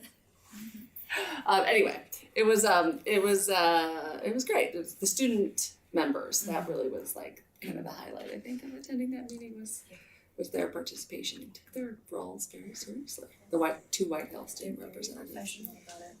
Yeah, it was great. You might have to get on that one next year. That's a good one. Yeah, I think that's all I can think of. I went to the White Hill Middle School open house. I know several others you were there. I remember like in passing being like, oh hey, and like running by to another classroom. I went to the Hidden Valley open house, but I brought my senior with me, which is super fun because everyone's like, oh my gosh, where are you going to college? And it was just fun to see all his teachers. I think we saw most of his teachers are still there. So, I mean, we were missing his first grade teacher, but I think everybody else was still there on campus. And so even like the fifth grade teacher he didn't have was like really interested in talking to him about it. It was cute. And let me take pictures of them all together. It was so fun. I went to 2 League of Women Voters education and library committee meetings. It's election season coming up, and so the League of Women Voters in Marin County has got a lot of influence, and so part of that education committee, they see all the school parcel taxes and bonds that are coming up, and so we got to hear from other school districts that have parcel taxes or that have bonds, and hearing that our issue with the finances and the budget is just like being echoed across the districts. I'm just like, okay, which leads me to the next thing that I did this last period since our board meeting was I spoke with Damon Connolly, our assembly member for Area 12. It's like Sonoma and Marin County, and I bent his ear about the LCFF and about how it's affecting us and like how it needs to be changed. And he was like, I haven't heard. There are certain other assembly bills that I brought up to him that he had no idea about. I was like, hey, if this comes up, like make sure you're voting for this and not for this because this will really hurt us. And so just things like that I brought up to him, and the raise the base situation. So that was helpful. And then last night, Tyler and I went to a preschool educational night to just like, hey, this is the situation for our school district finances, and that was helpful. It was fairly well attended. It was like probably more than 40 people there. A lot of great questions, things that I was like, oh, it could have been. Actually, I feel like our community, Tyler said it earlier, is really well educated on the budget, and so these are like kids with preschoolers who aren't in our system yet. And the parents who had like preschoolers and students in the Ross Valley could have answered almost all of the questions that were being asked, because I feel like they're so well versed now and are so knowledgeable. So that was really nice to see. I was like, hey, our informational work has really paid off. So yeah, that was all the stuff I had going on. Thank you for doing that. Yeah. And then thank you for filling in for me for the wellness committee. When I had a kid thing come up, I was like, I gotta do this. So that was appreciated. And just for the record, at 9:38, Trustee Hamilton left the meeting because she had to be somewhere else. I think she had to leave early. And then, so if there's no more committee updates, I'll move us on to our next item, G2, which is approval of regular meeting minutes for March 2nd, or March 25th, 2026. Do we have any changes, edits? No? Alright, I'll entertain a motion on that then if there's nothing. I'll make a motion to approve the regular meeting minutes for March 25th, 2026. Great, do I have a second? I'll second it. Ooh. Daniel, Daniel beat you to it. Okay, so Chris? Aye. Daniel? Aye. Anna? Aye. And then Rachel, aye. So those are the passed. I've got H Superintendent Cabinet Report. Great. I just want to just give Jorge another shout out for his CSEA Employee of the Year for the entire state of California. that is a big deal. It's the first time in Marin County that's ever happened, so it's not just our district. Like, this is a big deal. There's only a handful of people, and there's tens of thousands of CSEA employees across the state. I'm really proud of Jorge, and I think it's also emblematic and representative of the quality of our staff writ large, not just Jorge's work, but all of our work. So Jorge, thanks for representing us. Also want to name that Wade Thomas got named as an honor roll on the Education Results Partnership Award, which was cool because now almost all of our schools have received some sort of statewide award or honor in the past 15, 18 months. So really proud. And even the one school that hasn't has improved their student outcomes like super amazingly and has a great school score. So like all 5 of our schools are, when you really look at the core mission of teaching and learning, are really doing well. So super proud of all of us for that, and congrats Wade Thomas. Measure Age informational meeting, going to another one on Friday evening as well. Just helping to give the information and answer the factual questions that the community might have, so they are informed to make the decision they choose to make.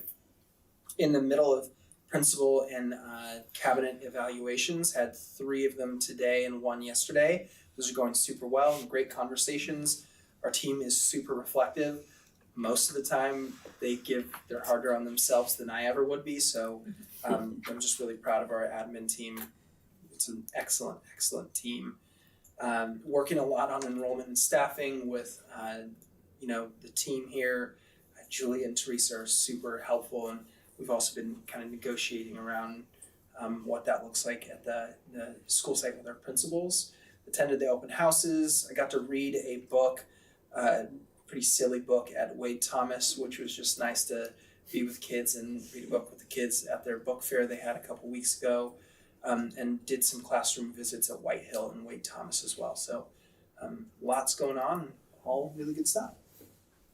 Thank you. Also enjoying the open houses and visiting sites and those kinds of things.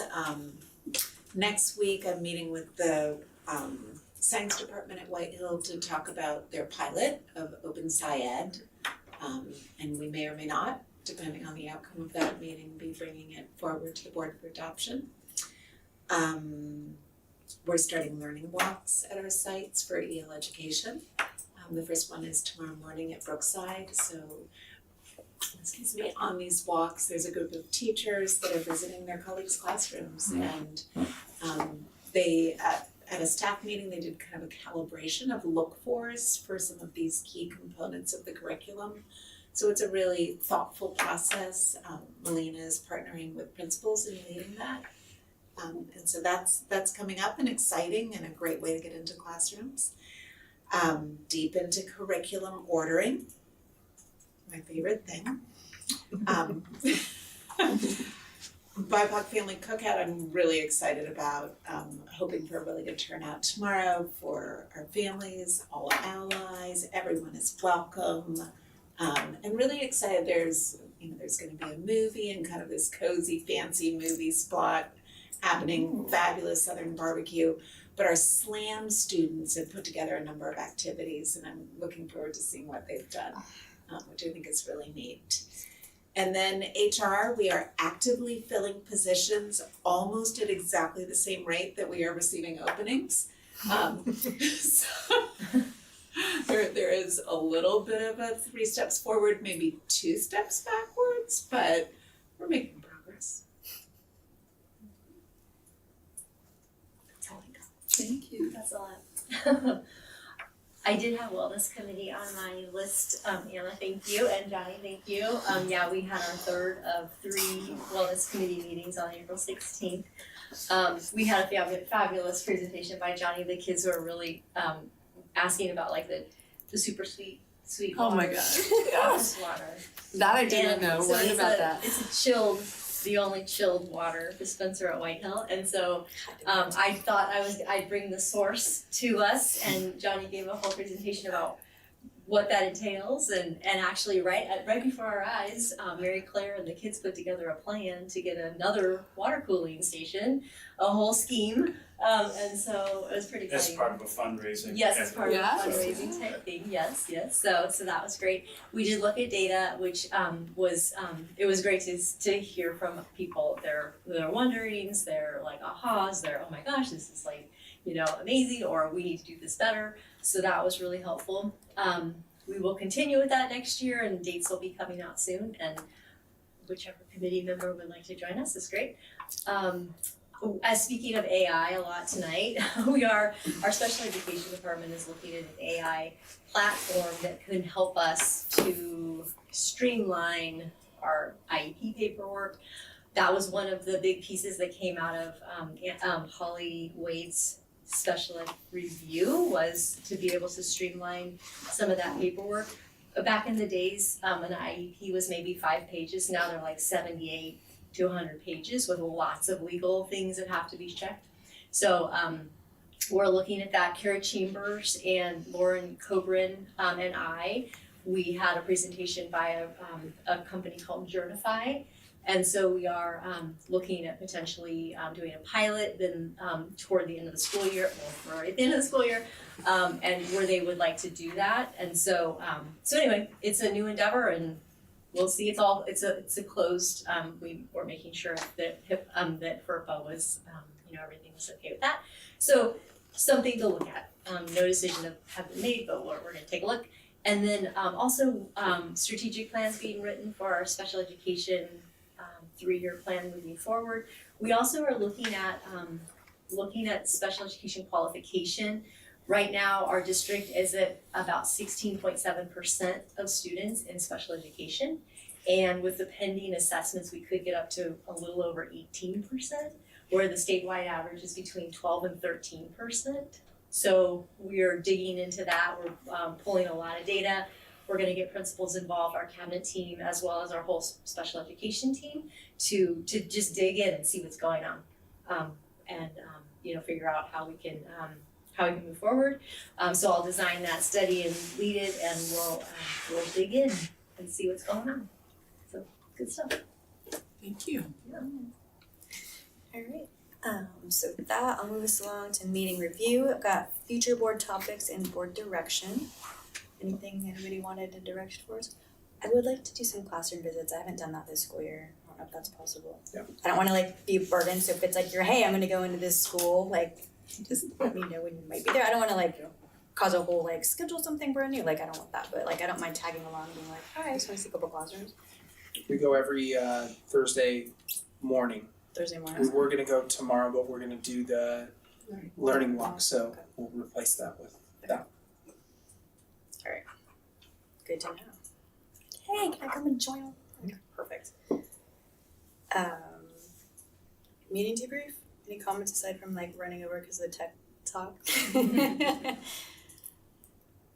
I feel like such good stuff. Lots of movement this meeting. So thank you. Sorry for the repetitive request, Tyler, but thank you. It's nice to have the ball rolling. So thank you. Yeah. Alright. We don't have to continue past 10:30 if we hurry this up. And with that, I will adjourn us at 9:56.